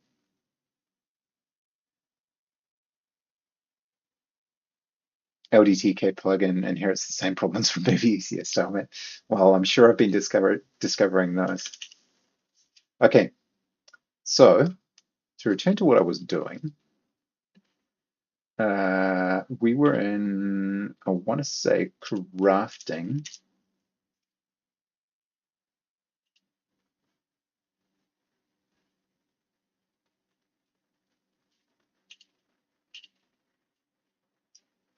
And we were actually extractive will take me right there. There we go. Um, yeah. So the theory here being that um, interesting. I can hear the fan spinning up. I wonder if now that I've set the linker up properly, it's like, yeah, it's only just being able to compile. Yeah, so I've done that though, right? To the crate attributes. So I added it to main.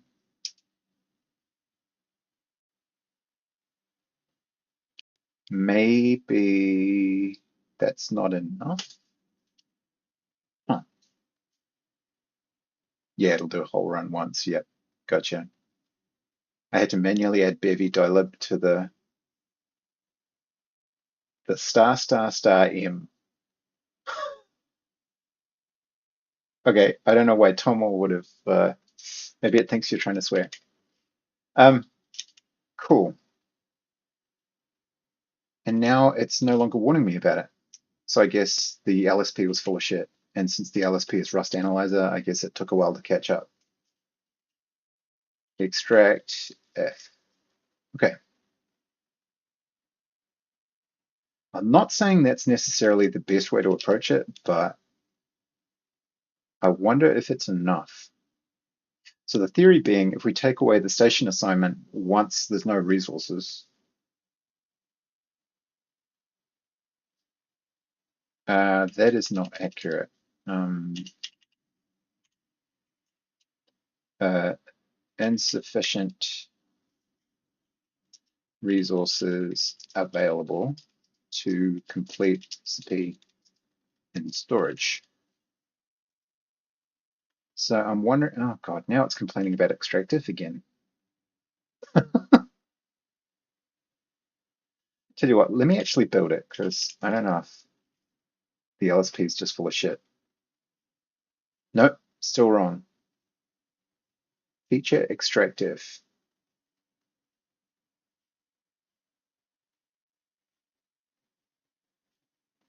Oh, you think it's a link? Huh. Okay, don't know what's going on there. The mysteries of Twitch are opaque to me. Extractive x equals the same plus, yeah, extractive C issue, blah, blah, blah.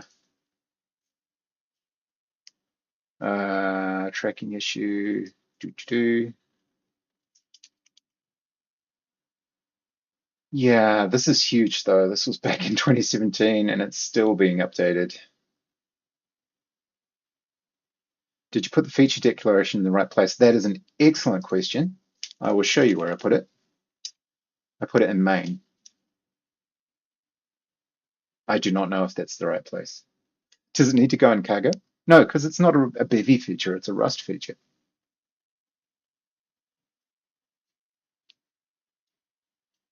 Hmm. Oh, thank you for the follow 54 minutes ago, Spirit of Steel. I completely missed that. Let me follow you back. Yeah, main is fine, assuming the other code is in the same crate. So that's another good question. So we have a lib, and maybe that, hmm, it is in the same crate, right? Yeah, because you can set them up in separate crates like Alice did for Leafing Studios, which I thought was kind of cool, but I didn't do that this time. So it's not a separate library. It's just a file named lib. Uh, yeah. Hmm. I do not know what's going on there.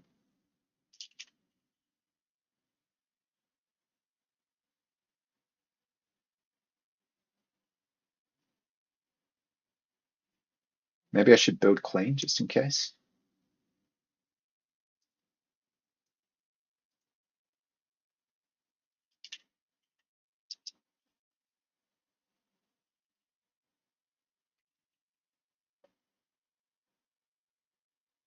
Can't imagine that would make a difference, but you never know. Stranger things have happened at sea.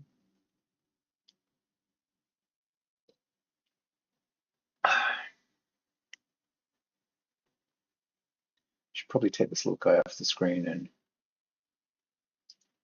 put the old camera back. There we go. At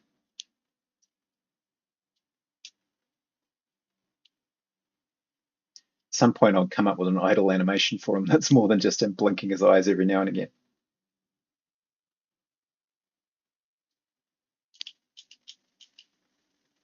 Thanks for streaming. I saw a Bevy project, Vermoy and Vermin, a cool game, so I thought I'd have to follow. Thanks, man. I appreciate that.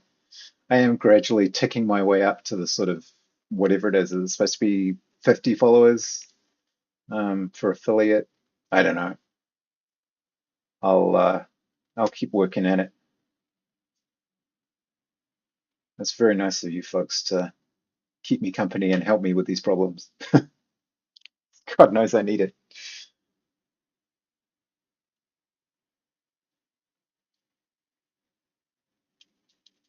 There are a few people streaming in sort of Oceania time zones. I was chatting to an Australian guy yesterday. Still got a problem with that. Unstable library feature recently added, blah, blah, blah. Add feature extractive to the crate attributes to enable.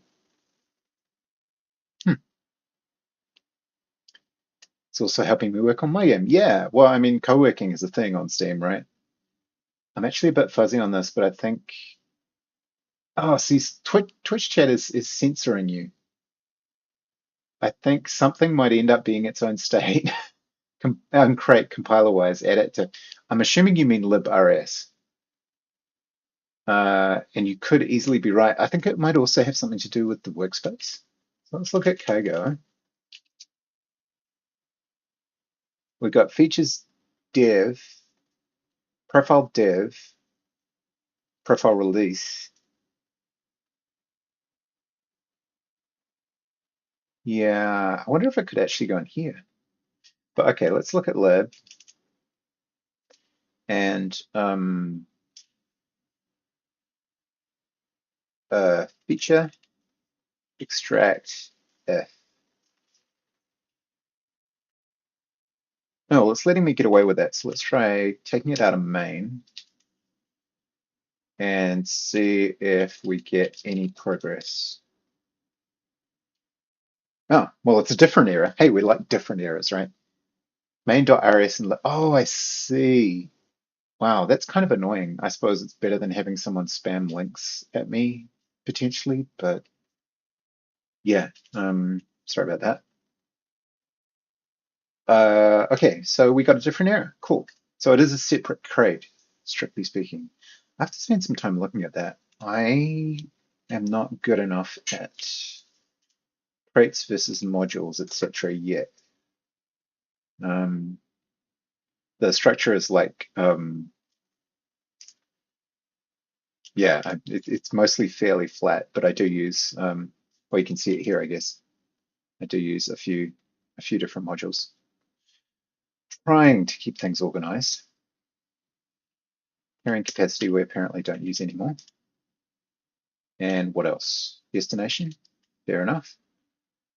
And input manager because we're not handling input in here anymore. Cool. Kago does a great job at hiding those details. It's nice. Yeah, and honestly, I got to the borrow checker. Compilation succeeded. You're right. Yeah, honestly, I like Kago. I've certainly used worse. I mean, God, NPM, don't get me started. Uh, and Ghost package management has gotten a lot better lately. I have to use Go for work to some extent, but since Go modules, it's a lot more ergonomic. Go mod tidy and so on. Okay, right. So extract if. Can't borrow as mutable because it's also borrowed as immutable. Oh, right. Yes. So I think I'm trying to modify this in ways that I shouldn't. I hate pip and Python. I always have problems with either one. Yeah. The the savior for me has been PDM in Python. It's really just makes things so much easier. I'm trying to grind affiliate too, although I still need to figure out a good time to stream and a good way of continuously talking.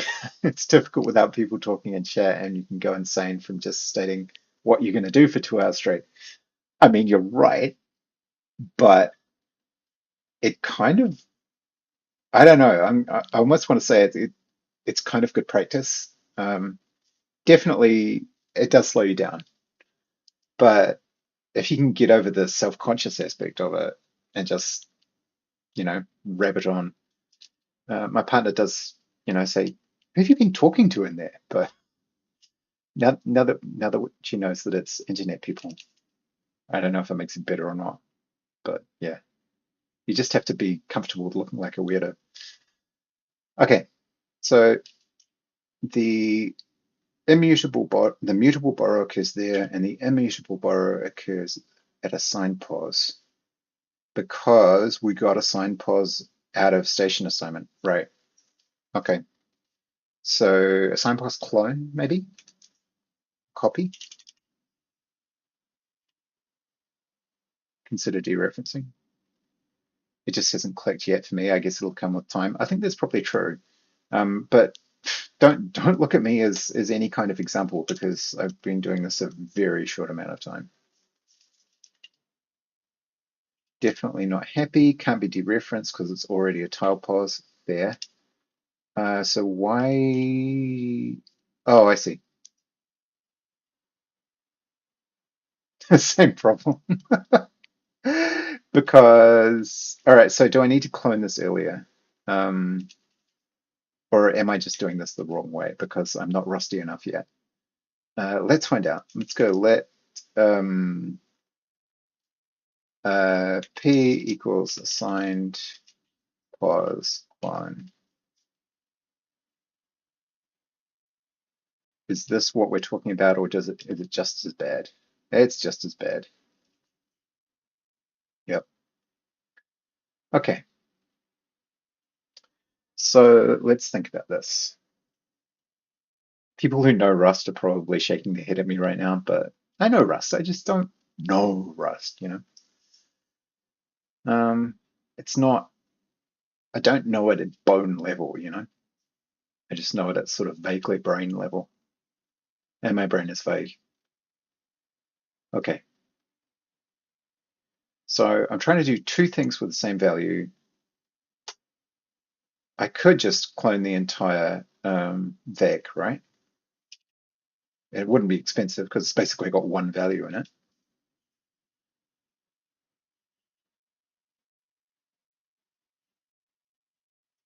I don't know if this makes it better. Let's find out. Do you reference the borrow?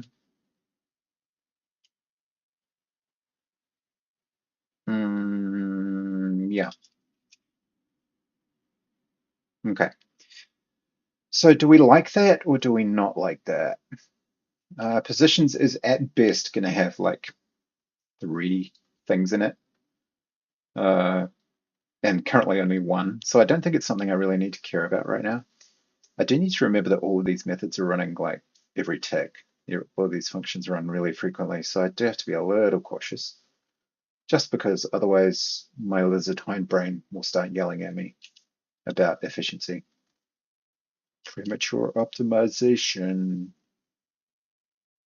I'm going to add you to my examples list. I need multiple reference so I too can act schizophrenic. Hey, I, I, I don't know how to feel about that. Okay, station assignment. Right, so we're ignoring the resulting value because this does modify in place, doesn't it? Or do I have to?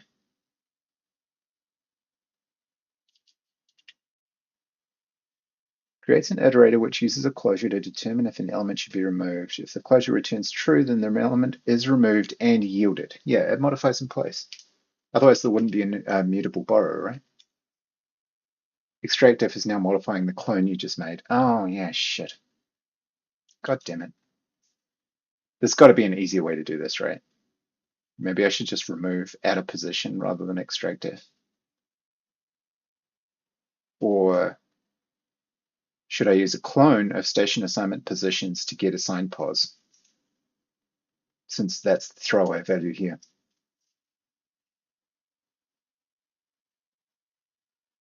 Uh, yeah.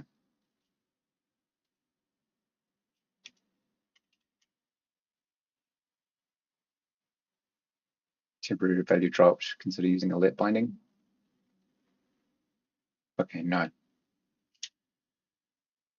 Hmm. So I can't use it twice for different things. Or I can't borrow it twice for different purposes.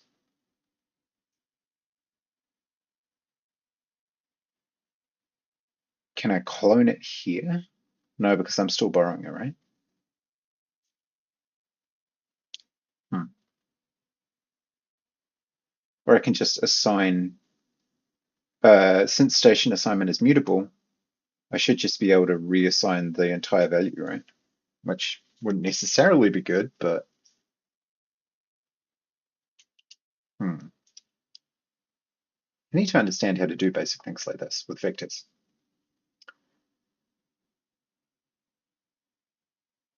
So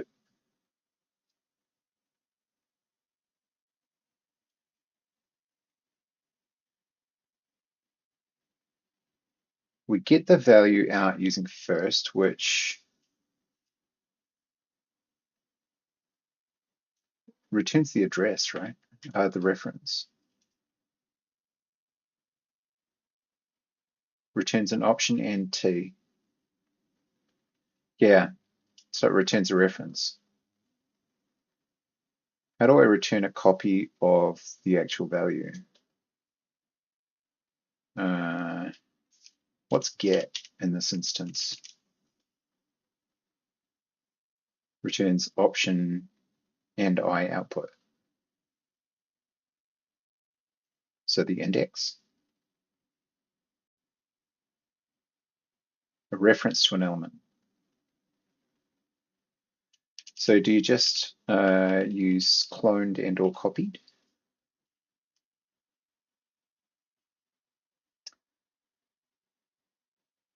Maps an option and T to an option T. Yeah. Okay, it doesn't hate that. Good.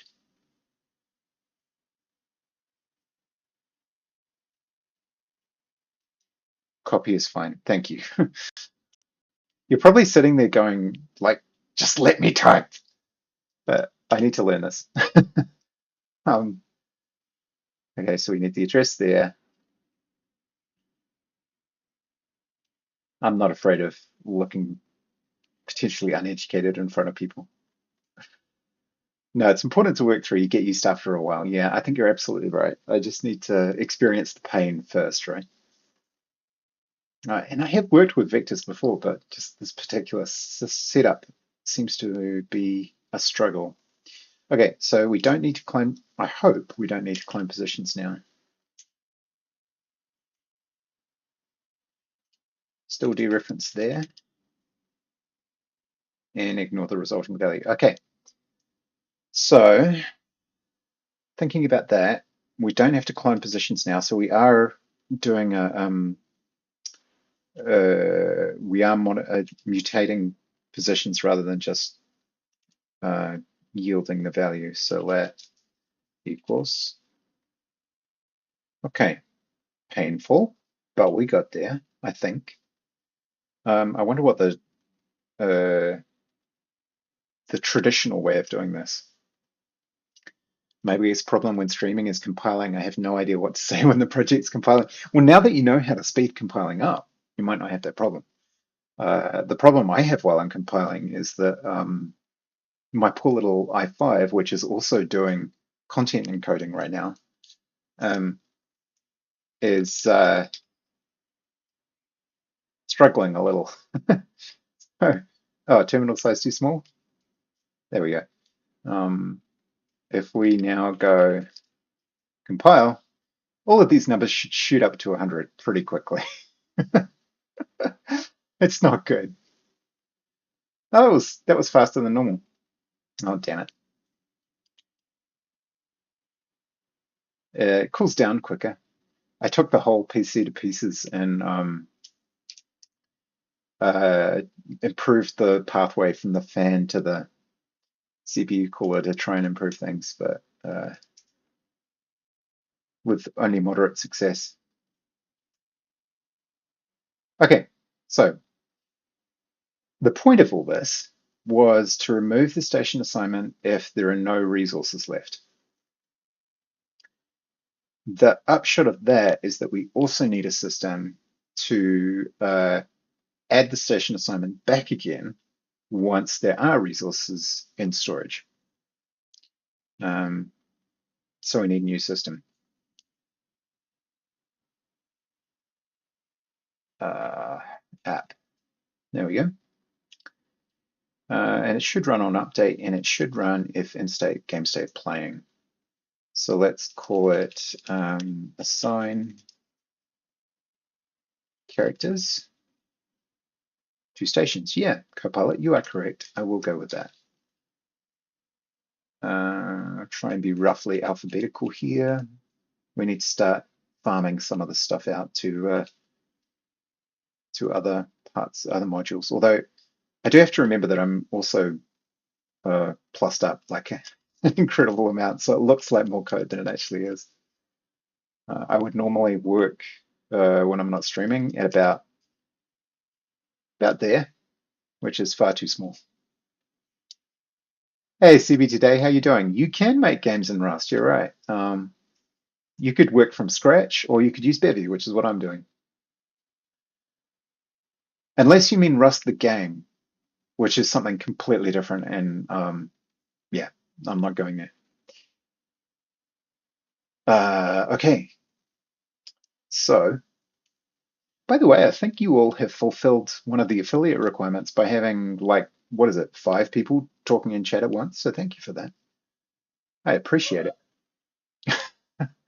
And if you wanted to chuck me a follow, I certainly wouldn't feel bad about that either.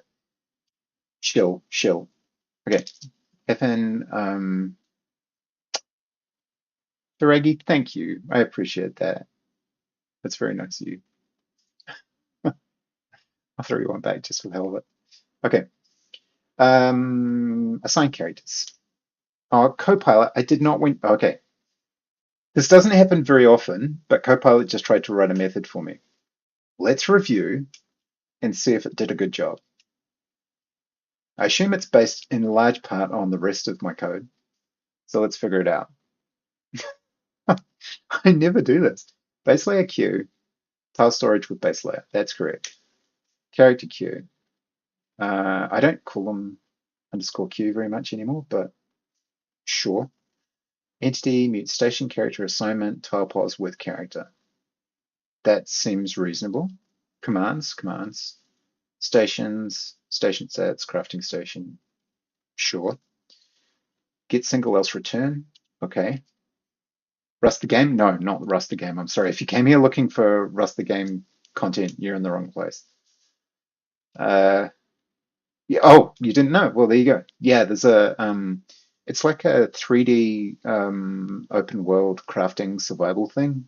Um, what's it similar to? Ark Survival Evolved is kind of similar, except it's got dinosaurs. Basically, you run around trying to beat people's brains out with a stone. For character entity, mute station assignment, tile pause, and character queue at a mute. Signed as false.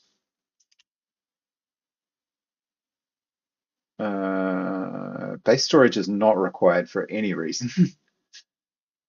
So that's a problem to start with. The station sets, if station tile pause, no, this is complete bullshit. This is not even close to what I need. Thanks, Copilot. Nice try, but no, not even close. We will, however, keep that query, I think.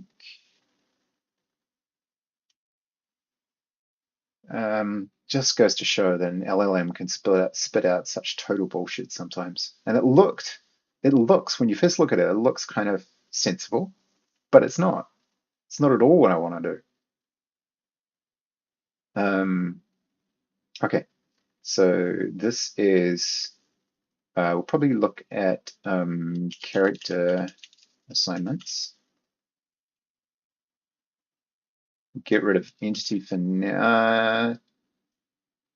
Yeah, we'll get rid of entity and we'll make this an option. So option mute station character assignment so that we get all the characters.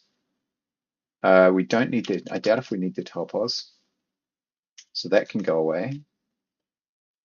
We'll get all the characters, but only maybe a station assignment. However, we will need the entity now that I think about it, because we'll need to add the station assignment if the criteria are met. Either is misconfigured something or I was lied to with compile times. It took about 2 minutes for the game to compile. Oh no. After I change the value from 20 to 30, I'll disable dynamic linking and check how long that takes. Yeah, you might need to run some kind of some comparisons. I don't know what, for example, what CPU or SSD you're working with. There is, in case you haven't found it, the guide. I'm pretty sure it's in the Bevy book. I'm sure you've probably found this all right, but um, I think this, yeah, the fast compile section. Let me just link this just in case you haven't found it yet. There we go. So that's basically all I did. So if you're maybe missing a couple of things there, I assume you've got LLD, etc. So yeah, and it sounds like maybe Theraki might be able to help you out since he's had some pretty good ideas so far. Totally volunteering other people. A Ryzen 9, oh, well, that shouldn't be a problem. And fairly quick SSD, and you're using Mold. In that case, I don't know, dude. I'm sorry. Um, yeah, not sure.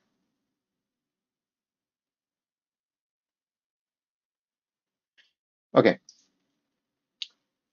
so actually writing this so that it makes sense. Your commands, mute stations. I need to duplicate the code that decides whether or not we have enough resources. And that is here. Do we have enough stored resources of this type? And this is the kind of thing that could be extracted to a utility, I think, but let's just go with it for now. Because there's nothing wrong with code duplication as long as you've got a good reason. Like expediency, DIY is only good insofar as it goes. Is Rust easy to work with in your opinion? I've been trying to start learning Rust. I think that word easy might need some quotation marks around it. Uh, it can be. I think it does a lot of things really well. I think it does the whole managing mutability versus const really well. Uh, Things are only mutable if you declare them that way, which can be really helpful. Um, yeah, I think that there's a lot going for it, but it's also a bit of a mind twist to get used to. Definitely takes some time, so kind of weigh that up. Um, there's a lot of resources out there for learning it. So, oh yeah, it did get blocked. Sorry, I don't know if I can change that that setting where your things being blocked because they look like links. Seems like that's not a very smart filter. Cargo build timings is good to know about though. I might try that in a sec. In fact, maybe I'll try it nowish.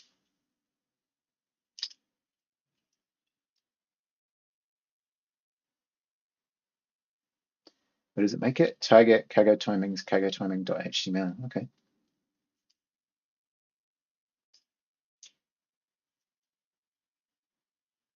6 ways.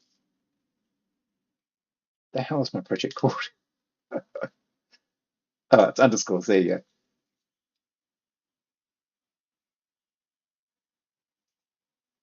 go. Build. Oh no, target. Oh my goodness. Cargo timings.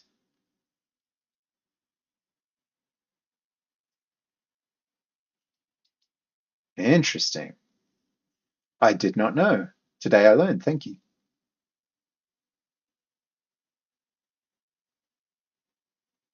Cool.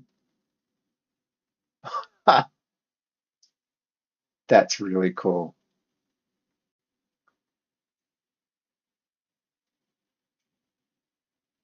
Nice. Thanks for that. Interesting. Okay.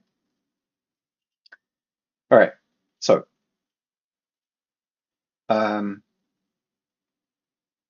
entity option station character assignment with character. I can live with that. Hopefully I've still got that thing. Yeah, we'll comment it out.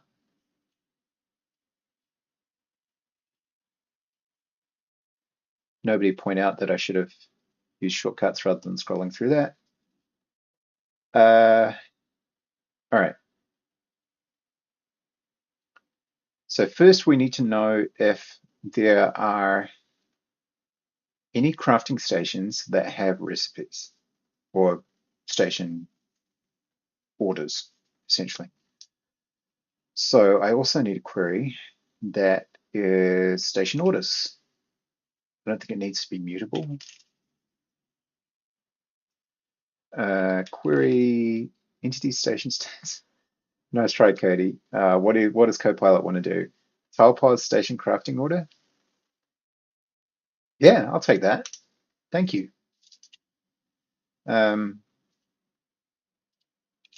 I need to get rid of Cody. It's nice. It's nice to compare them, but I'm done now. I started using it because TJ DeVries was using it and wrote large parts of the plugin for Neovim. And I was spending some time watching his streams. I thought it was pretty useful. Quite like the idea that it can be taught to use your own code bases as the source material rather than necessarily training itself on the whole of GitHub. But yeah, it's just not as consistent as Copilot in finding the answers that I'm looking for. Certainly in terms of just autocomplete stuff from my own code base, which is mainly what I use it for. Okay, so really what we're trying to do is for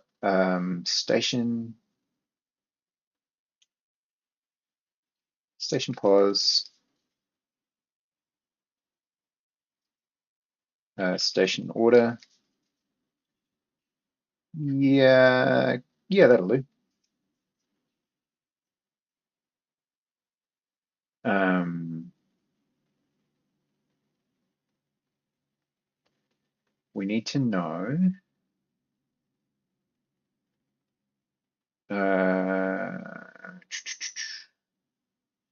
we need to know if all of the resources are not available in the station order, in the recipe for the station order, which might mean that we also need the recipes. We definitely do. Actually, let's turn this stuff on.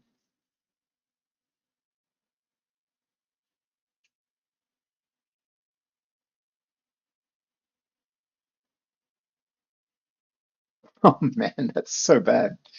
Um, Apparently my commenting plugin is not working the way I would like.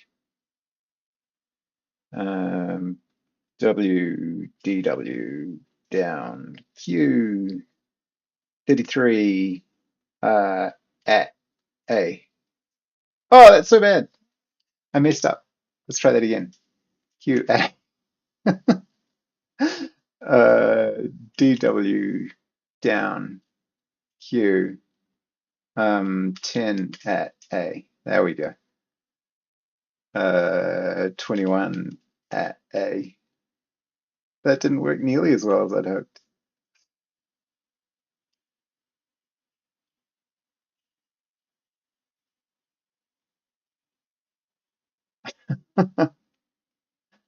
Oh, so bad. I see it doesn't like the new ones. Interesting. Okay.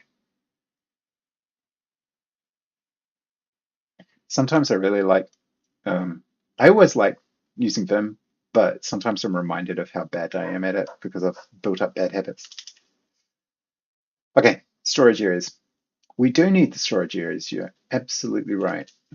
So,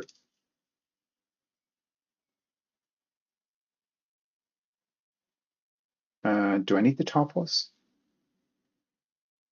No, I don't.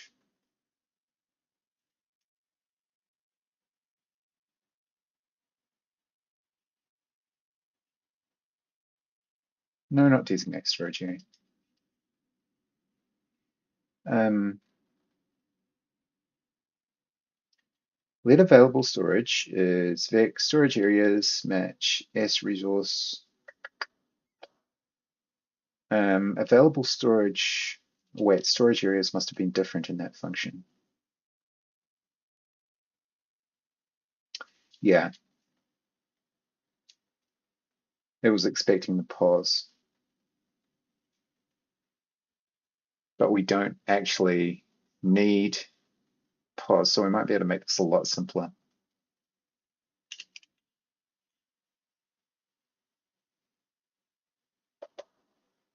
I think we probably do.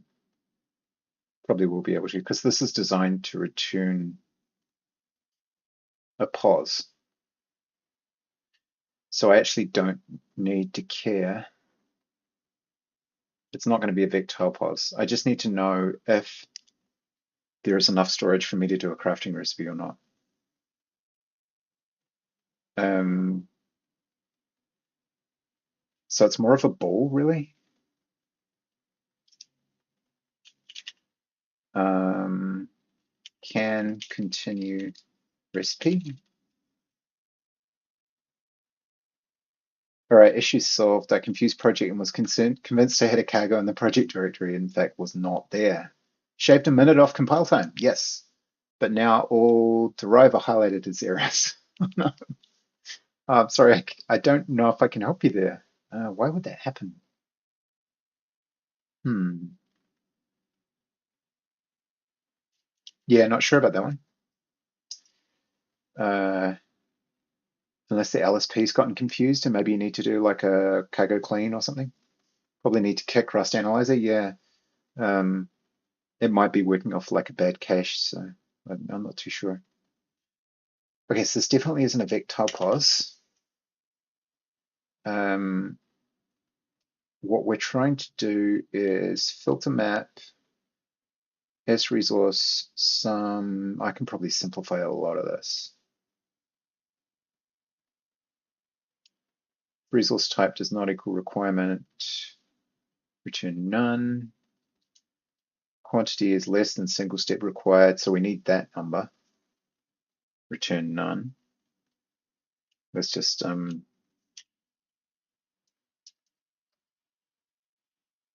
mock it for a sec.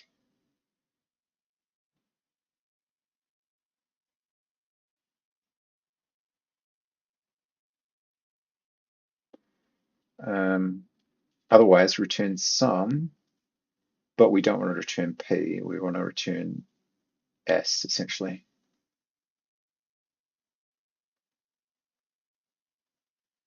Well, actually, it's just returning true or false, really.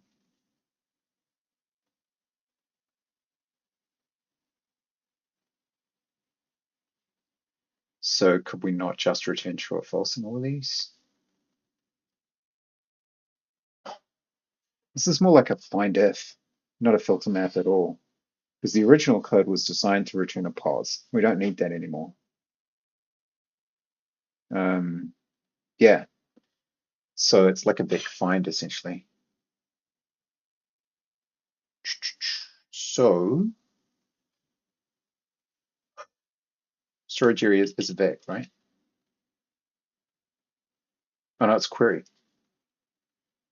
Uh, and what is a storage area?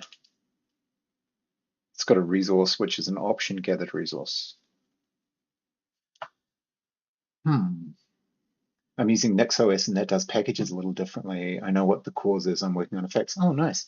How do you find that? I've often been curious, but I've never even started a VM for one. Uh, but it seems interesting. The whole idea is, correct me if I'm wrong, the idea is declarative or repeatable builds, right? You can build it the same way every time. Or am I getting that mixed up with something? Like it's really handy for CI and things like that.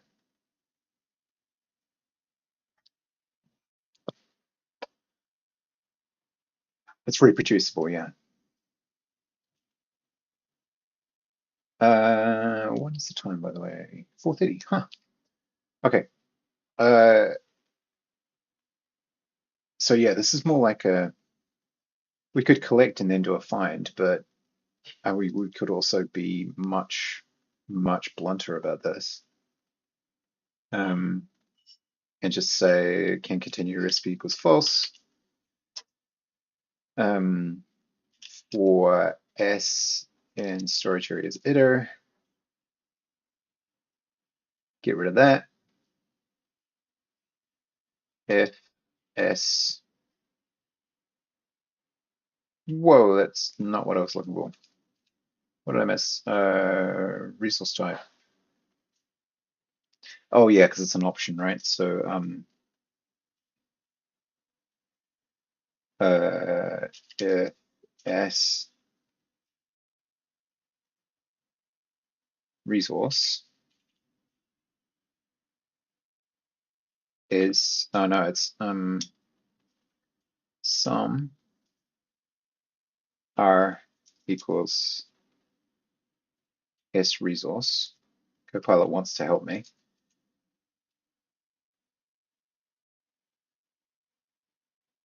Station order resource type if R, it's a lot of nested ifs going on here. Resource type is station order resource type. Yeah, I think we'll just exit out of there. So if our resource type is not equal station order resource type,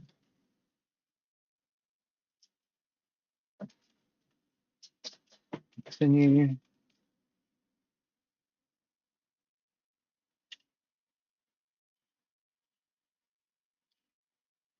So far I've been loving it, though it has its problems since, like I said, it does packages a little differently.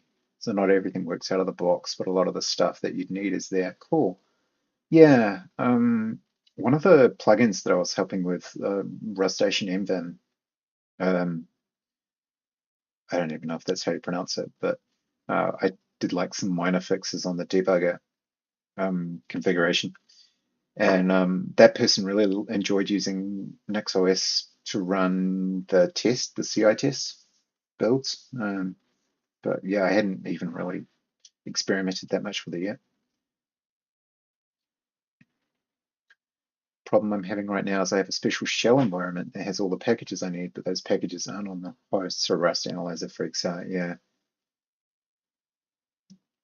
Excuse me. Um, if a quantity is greater than or equal to single step required, can continue recipe true, break. Huh.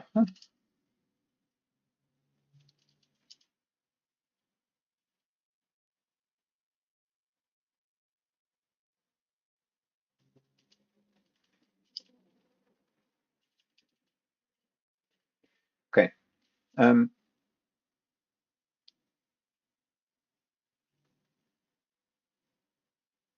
oh, right. Duh. Okay. Make that mutable. And yeah, we never read the value. Okay. So what would be the non-loopy way of doing that? I never know what to call it, but oh, this works fine. I'm just curious, like if we weren't using a for loop. Hmm. It's like evaluate a condition on each and return true or false. So I imagine it will be something like storage areas. Let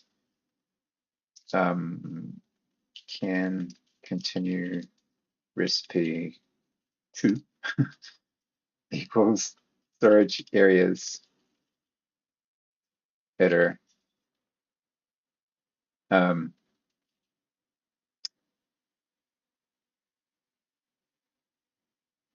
would it be a filter mat? Hmm.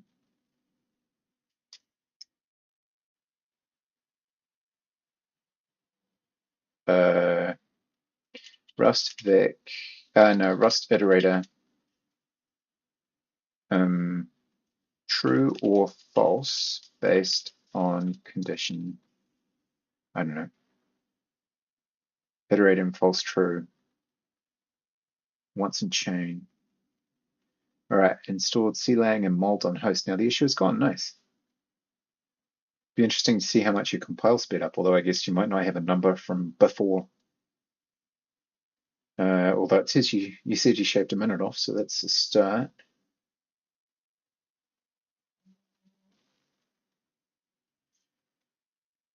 What I want is evaluate closure and return true or false.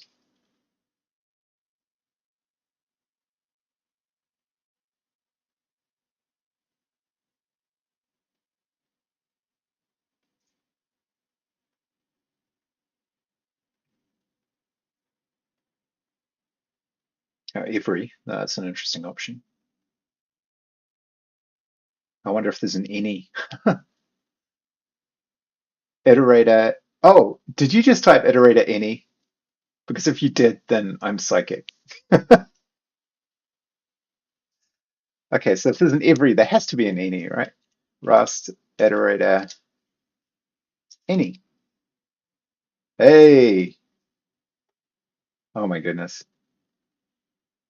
I'm glad I arrived at that solution before I saw you type that. Yes, there is an any. Thank you. Text mute self may be borrowed and modified but not consumed. Do do do do. Header any. Yeah, returns full. All right, let's try this because that seems a lot more interesting. Any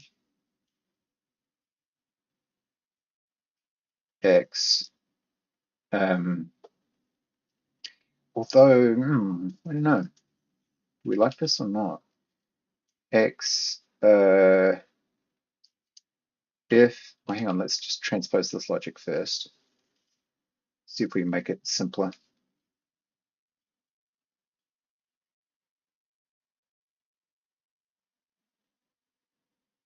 Essentially, what we're saying is resource type equals station order resource type, and quantity is greater than equal to, yeah.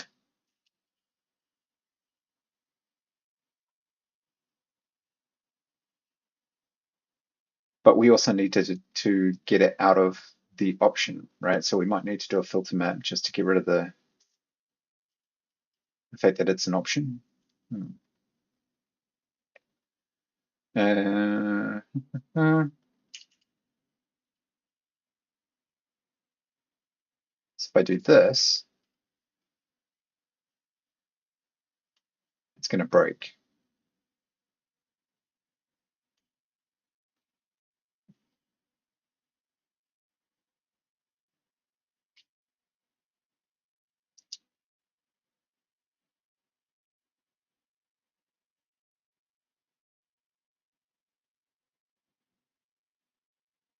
Oh yeah, and we need the resource. Wait, where does quantity come from? Quantity is Twitch will probably push. You're trying to give me the solution, aren't you? Let me copy paste some of this so we can see it up close. Yeah, we do need a filter map. I thought we did. I don't know if this is cheating or not. So let's look at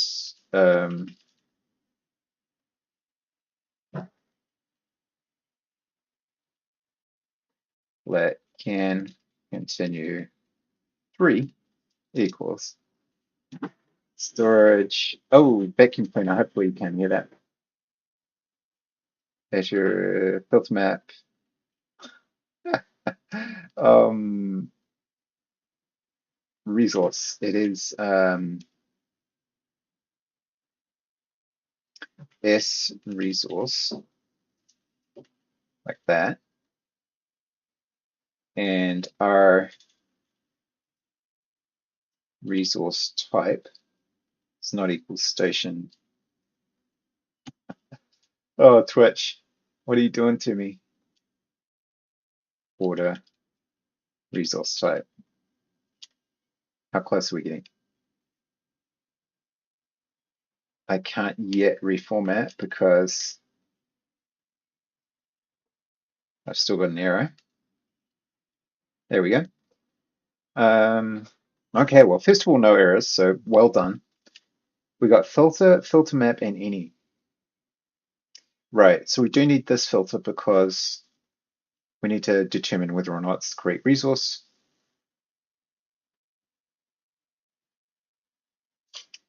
There's a problem here, though. We're filtering the wrong thing because this is the station order. This is what we're trying to build. But what we actually need. Oh, yeah, but I see where you're going. It's fine. Uh, Talking about being in the wrong way around. But what we actually need is the recipe for the thing we're trying to create, not the thing we're trying to create. So this would be like if I was trying to build a chair and I went and I looked in the storage areas for any chairs that might be there already. So what I actually need is like wood and leather or whatever. So this is good though because now I see where you're going. So any is just like a find it basically. Um, Any and the closure is quantity is greater or equal than single step required. So filter map gets rid of the option. Filter no, I think this is right, isn't it? Yeah, this is right. Um, Resource type does not equal station order resource type. So what we actually need is the recipes. So up on 24, we want, so you can do them in small steps really. Something to remember with the iterator chains is that in release builds, they're essentially as efficient as a handwritten loop, but more composable. I do kind of prefer it. Um, I've kind of done both. So, for example, if we look at movement for the A star stuff, um, we're doing things like, where's my pathing code? Oh, I extracted it to a different function, didn't I? I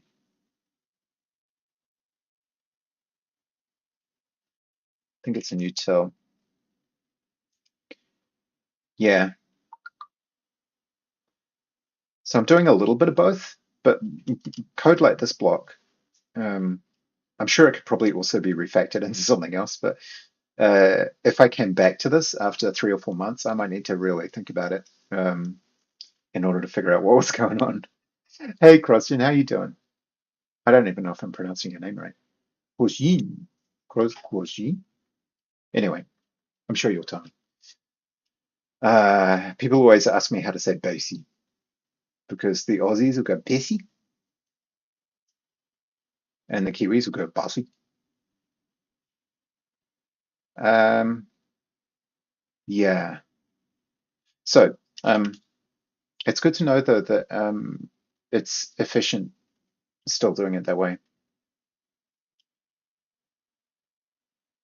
Everyone pronounced it like that, so I'm used to it. Okay. Well, you can educate me. I can be improved. I can change. Um, okay, station crafting order and the recipes. So what's it called? Not crafting. Is it crafting recipe? We define it in build, not that build context. It has a crafting recipe. Right. Station stats has a recipes, which is a hash of resource type and crafting recipe. So I need station stats in addition to whatever else it was that I was grabbing. Crafting station, because that has the order. So we get the order, but we also have recipes that tell us how to build the order. I can do this. It's okay. Nobody panic. Let's get rid of some of these warnings. uh, Hard to explain pronunciation over text. It's all good. Yeah, I do it like this. They see phonetics for the win, man. Okay. Um, okay, this needs to be fixed.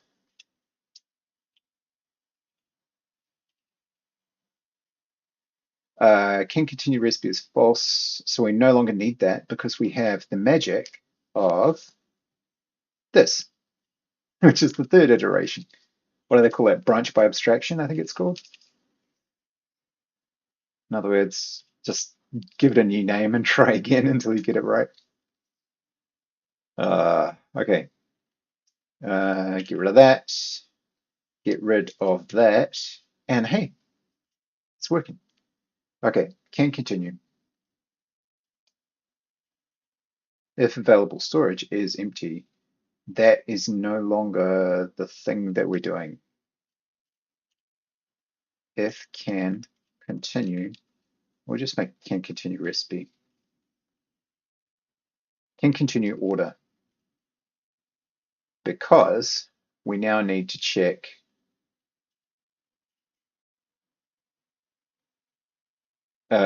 the recipe. So at the very beginning of my Bevy journey, I was a little iffy about using loops. I almost never had to use them when I was working with Unity since they felt a little wasteful. Honestly, I wouldn't really be afraid of that. I think it's a very rusty thing to do. It always seems to be that there's two schools of people who prefer the kind of stacked dot fashion stuff like this, and the people who prefer to write more traditional loops. Um, but honestly, whatever works, man. You do you. Okay, so we need station order, station stats, and can continue order. So station stats is structured a little differently. So it's instead of storage, uh, instead of station order resource type, in theory, we would need to check every every element in station stats recipes. Yeah, that's true. Yeah, you're right. I think it is. Um,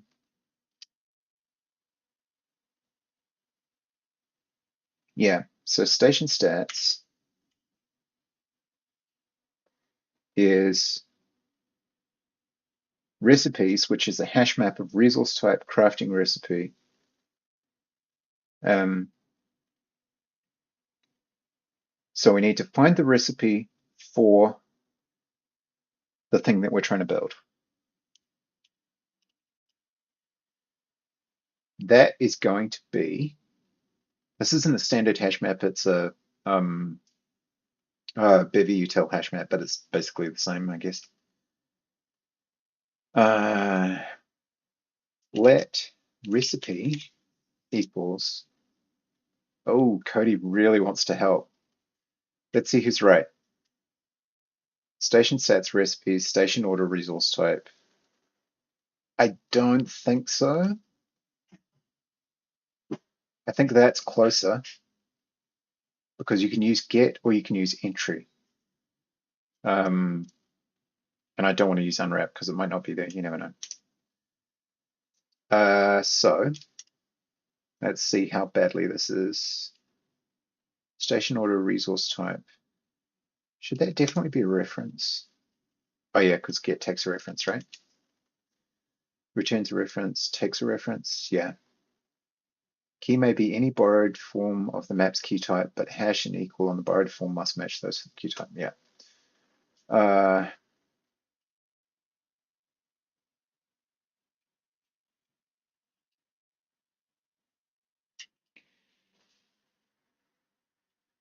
anyway, it's 4:50 a.m. my time. Oh my God.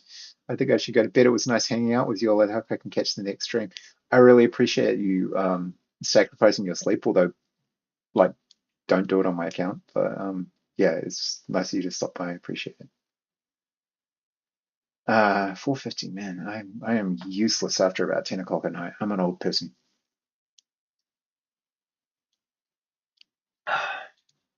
Speaking of which, what's the time? I do have to cook tea at some point. I've got a bit longer. Oh, you got less sleep during the day. Excellent. Get station order resource type. So that's going to be an option. So we'll just do what we've been doing.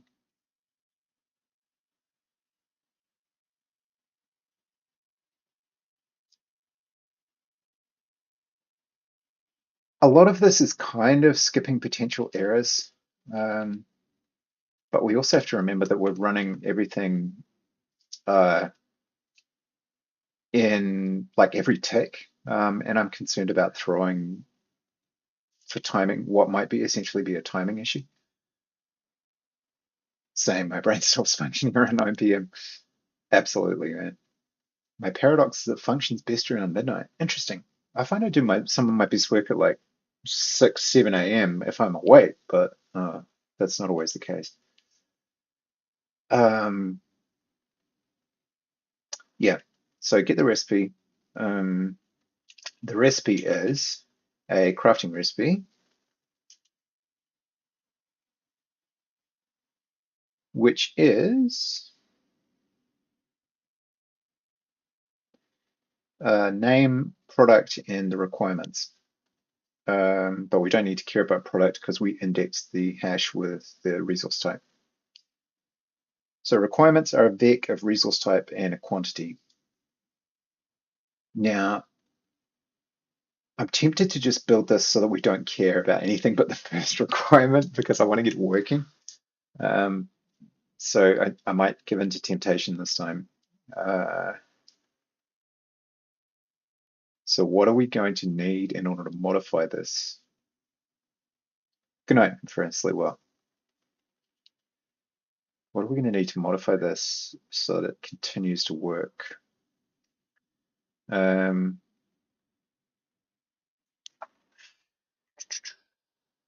so I want to be dealing with, damn it, I need that thing back.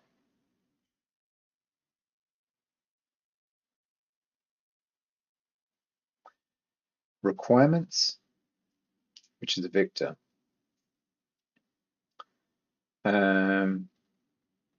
So we'll just put a big caveat on this. Jam code was a phrase I used in a lot of my other code for like something that will almost surely break, but I need to do it because I've got limited time in the game jam. It's not, I don't excuse it. It just is what it is. Shut up. You don't know. Um, so fix this so more than one recipe requirement is considered. The temptation to just get something working is very, very strong. Okay.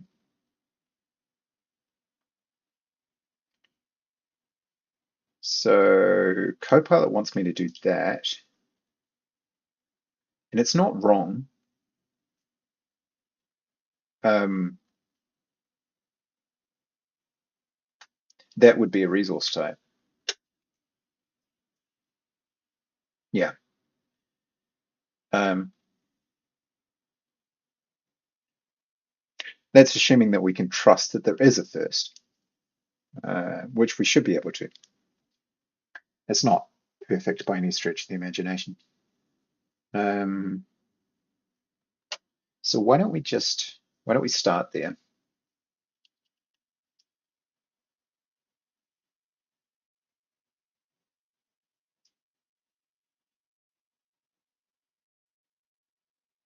Yeah, we start there, and then single step required is the last part of the equation. So we need to know how much one tick or one improvement of the crafting recipe will take.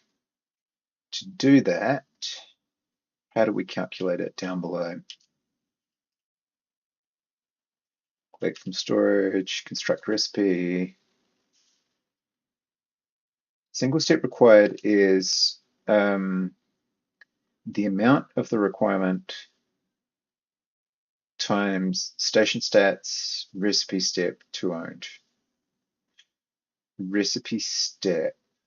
Right, so this is essentially how fast the station builds. So let's look for recipe step. 0.2. Okay, that's a fairly meaningless number, but all right. So effectively it builds 20% of the recipe every time, which is kind of a blunt measurement, right? Because you want it to be, some recipes take longer than others, but uh, this is dumbing it down. Um, all right, so that is, we've already got station states, so that's actually quite good. Don't go and bark at things. The dogs, honestly. Um, yeah, so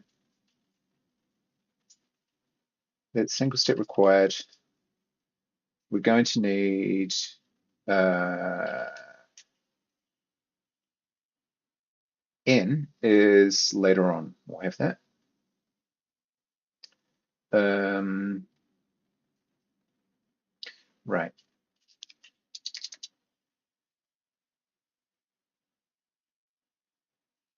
Let's call it required resource, required quantity. I think that works. Oh, format failed, no matching language service. What? Is it? Is the Rust analyzer finally giving up in disgust? Let's try that again.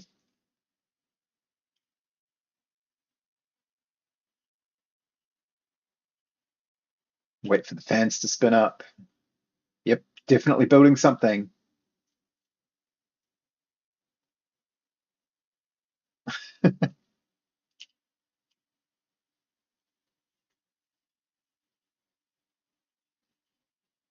Come on, Rust analyzer, you can do it.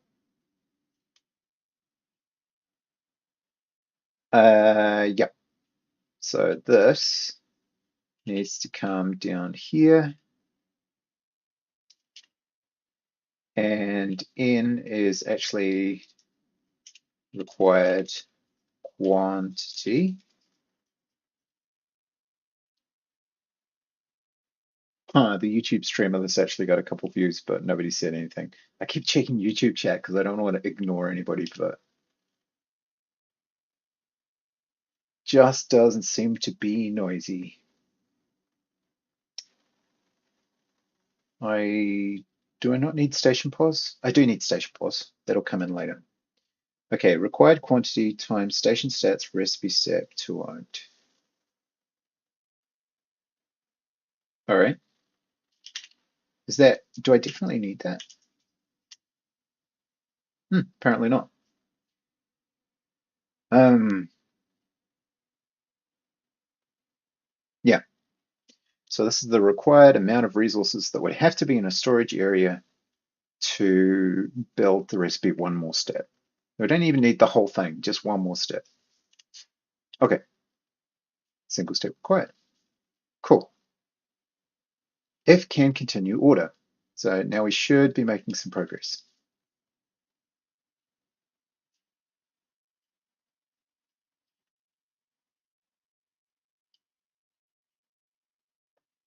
Uh,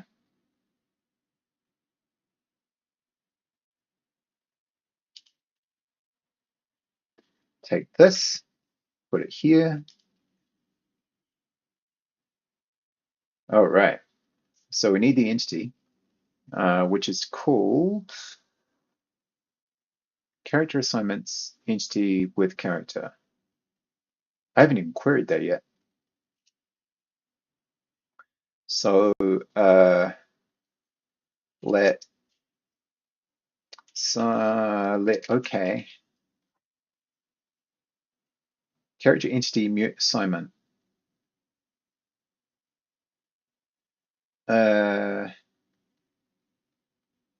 I think we actually want to iterate this because our task is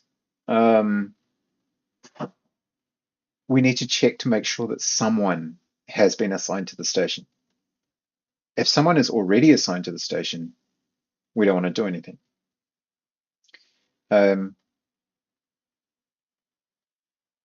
And I mean, there's only one character right now, but that's going to change later in the game. So we need to prepare. We need to get ready. Okay. Uh, so if can continue order or a maybe assignment. Do I need that to be mutable? I guess I do. We'll find out in character assignments at a mute.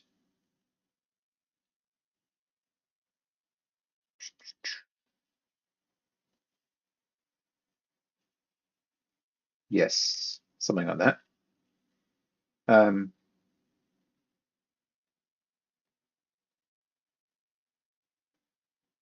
if there's an assignment, does it include the position for the station pulse?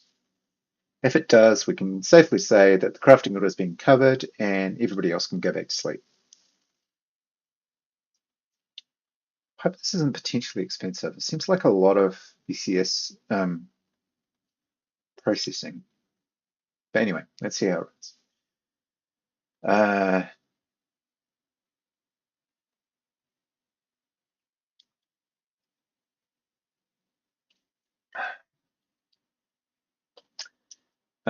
If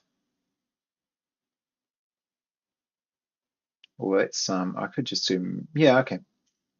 Let's move assignment is maybe assignment. No. Yes, it's an option. Um, we need to search through it to find if any um, things, if any of the positions are station pass. So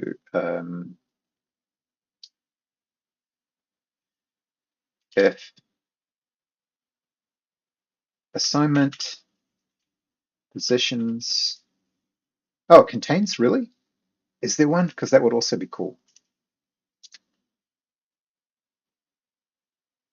Really?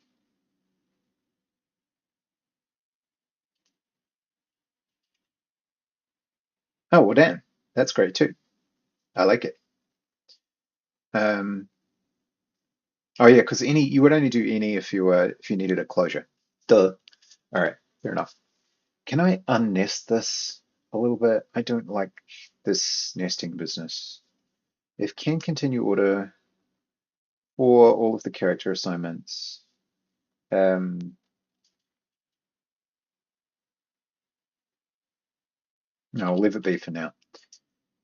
Um, so finally, if we get to this point in the code, we haven't continued out of the for loop. Um, Therefore, we need to insert, as Cody says, a station character assignment.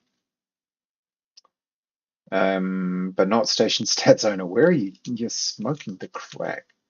Oh, no, no, no, no. Stop. Go away. E, insert station character assignment, positions. Now, that would be a potential bug. What if they already had a station character assignment and it just didn't happen to contain the right station position? So you would wipe out everything else that was in there, I presume. I'm pretty sure that's how the components work. Um, so instead, is there an insert if not already present? Maybe not. Maybe we just need to check it again. So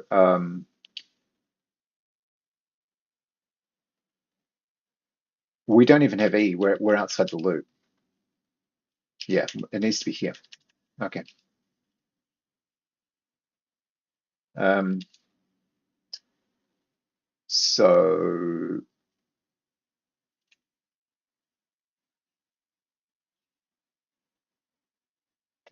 I need to check again if the assignment No, we're that no, we're God, I'm getting tired, you can tell. All right. We're at this point in the code, we already have the assignment component. We just need to add the station pause. So it would be assignment positions push station pause. Yeah, you're absolutely right, Cody. Otherwise, we need to insert the whole component with positions, which should be like a vec, yeah, station pause, right? Oh, so the assignment doesn't have to be mutable? It's interesting. I wonder why. Oh, right, because the option itself doesn't have to be mutable, just we're not assigning to the option, we're getting the value out of it, which is mutable. He said, thinking his explanation was roughly correct. Okay, but not really knowing if it is or not.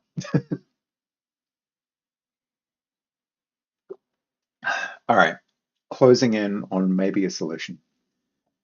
9 minutes past 5. I can do this. Uh, if can continue order, if the assignment is present and it doesn't have, and it already has the station pause, fine, go away. If it's not, if it's present but it doesn't have the station pause, push it on. And if it's not present and it doesn't have the station pause, add the whole component. All right. And the other thing we need to consider in the future is that consider the character specific. Oh, the horses are riding past. Cool. We live in a area which is a little bit out of the main town, and sometimes the horses come past with people riding them.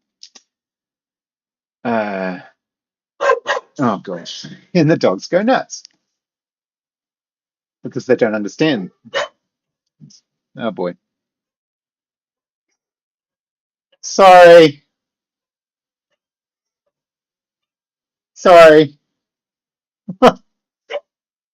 It's really embarrassing. Our dogs are really badly behaved. I'm working on it, but it's bad. Um, it's all drama. It's nothing to do with programming. It's just dog drama. Consider the specific character. Can they work on the crafting station in question? I.e. stone should only, stone's the name of the character, should only be able to work at stone bench. So there might be some optimizations we could do there. Okay.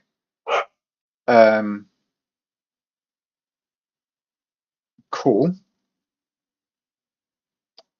Am I at the point where that'll work? Maybe. Let's find out. How badly does it break? How badly will it break?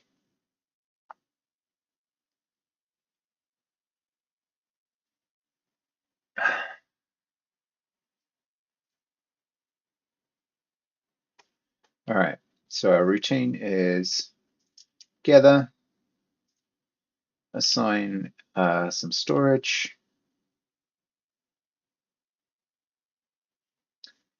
take the gathered stone to the storage, gather some more, build a crafting station, set the recipe on the crafting station, go get storage. Hey, it worked! Oh my god! Oh, that's excellent. Nice. So it's showing up in the inventory, and now it's run out of resources. So if I gather some more, will it go to the gather? Because that was the thing that wasn't working before. No. Damn. Okay. So we're not quite there, but that was still way, way better. All right, good. That's awesome. I'm happy about that. So the idea was maybe we're not getting this logic quite right.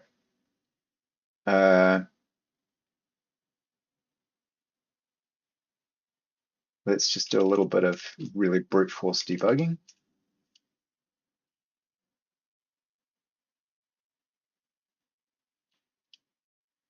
Um,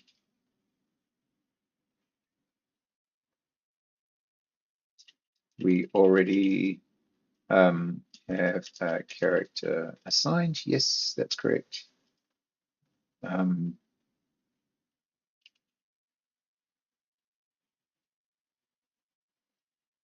Assigning character to station and character to station. This will probably never happen. That already had some assignments.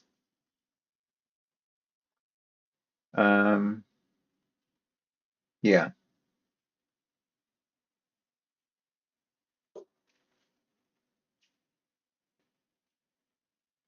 station stats recipes get station order resource type. All the dogs in the neighborhood are going nuts because the horses are walking past.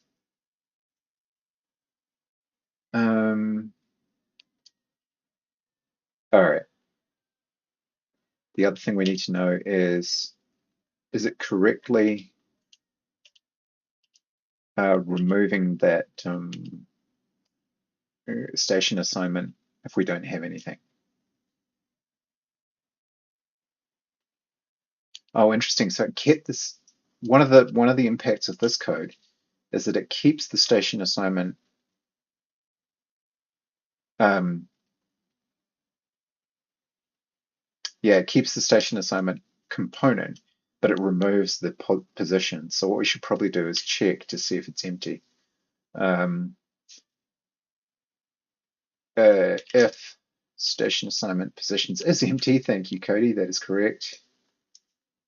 Um, it thinks commands entity remove station character assignment. Yeah, that's right.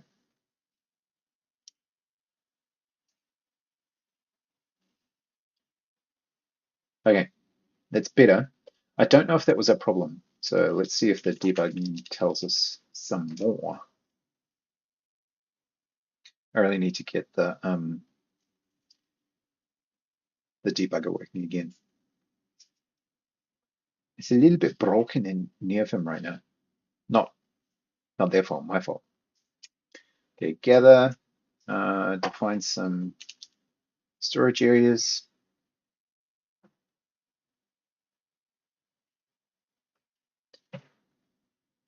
May as well gather a bunch of stone.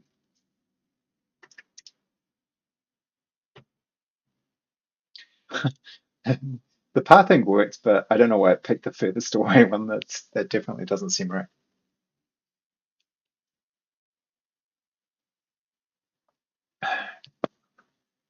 Oh, I'm sorry I missed this. Panchonian, thank you very much for the follow. Appreciate it. I don't have one of those magical things that pops up and like tells you. Um, so I have to remember to look at the activity list. Let me check your follow back. There we go. I'm gradually ticking up towards the magical 50 mark. Okay, build the table, set the recipe. Don't have stone, go get stone. Have resources, and I have a stone block and sufficient resources. Okay, so now, no, still doesn't work. Damn. Um, Interesting. Does not work. Okay, I do not know why that is, but I also need to go and cook tea. So uh, that can get committed. What do I do here? What did I add? Oh, I removed X11. Okay, cool. Remove unnecessary X11 from features. And then what did I change here? Oh yeah. Add back cargo config. And all of this was basically what am I doing? Um, uh, Work in progress, essentially back and forth between crafting. Um, Pick up crafting assignments if enough stored resources. Otherwise, free up character for other tasks. Still broken in that Cody, stop trying to complete this shit. Damn it. Still broken in that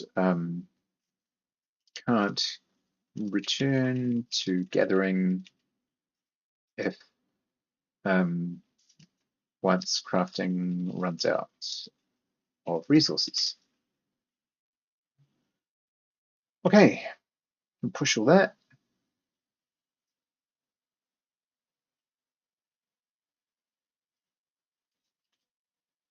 Cool. Well, that's it for me. Appreciate you hanging out. And I may be streaming tomorrow night. Not too sure about that one, but if I am, it'll probably be not Rust because I've got to do a little bit of work on my nonprofit project. So it'll be, um, what do you call it? Flutter and Go app development. Right, take it easy.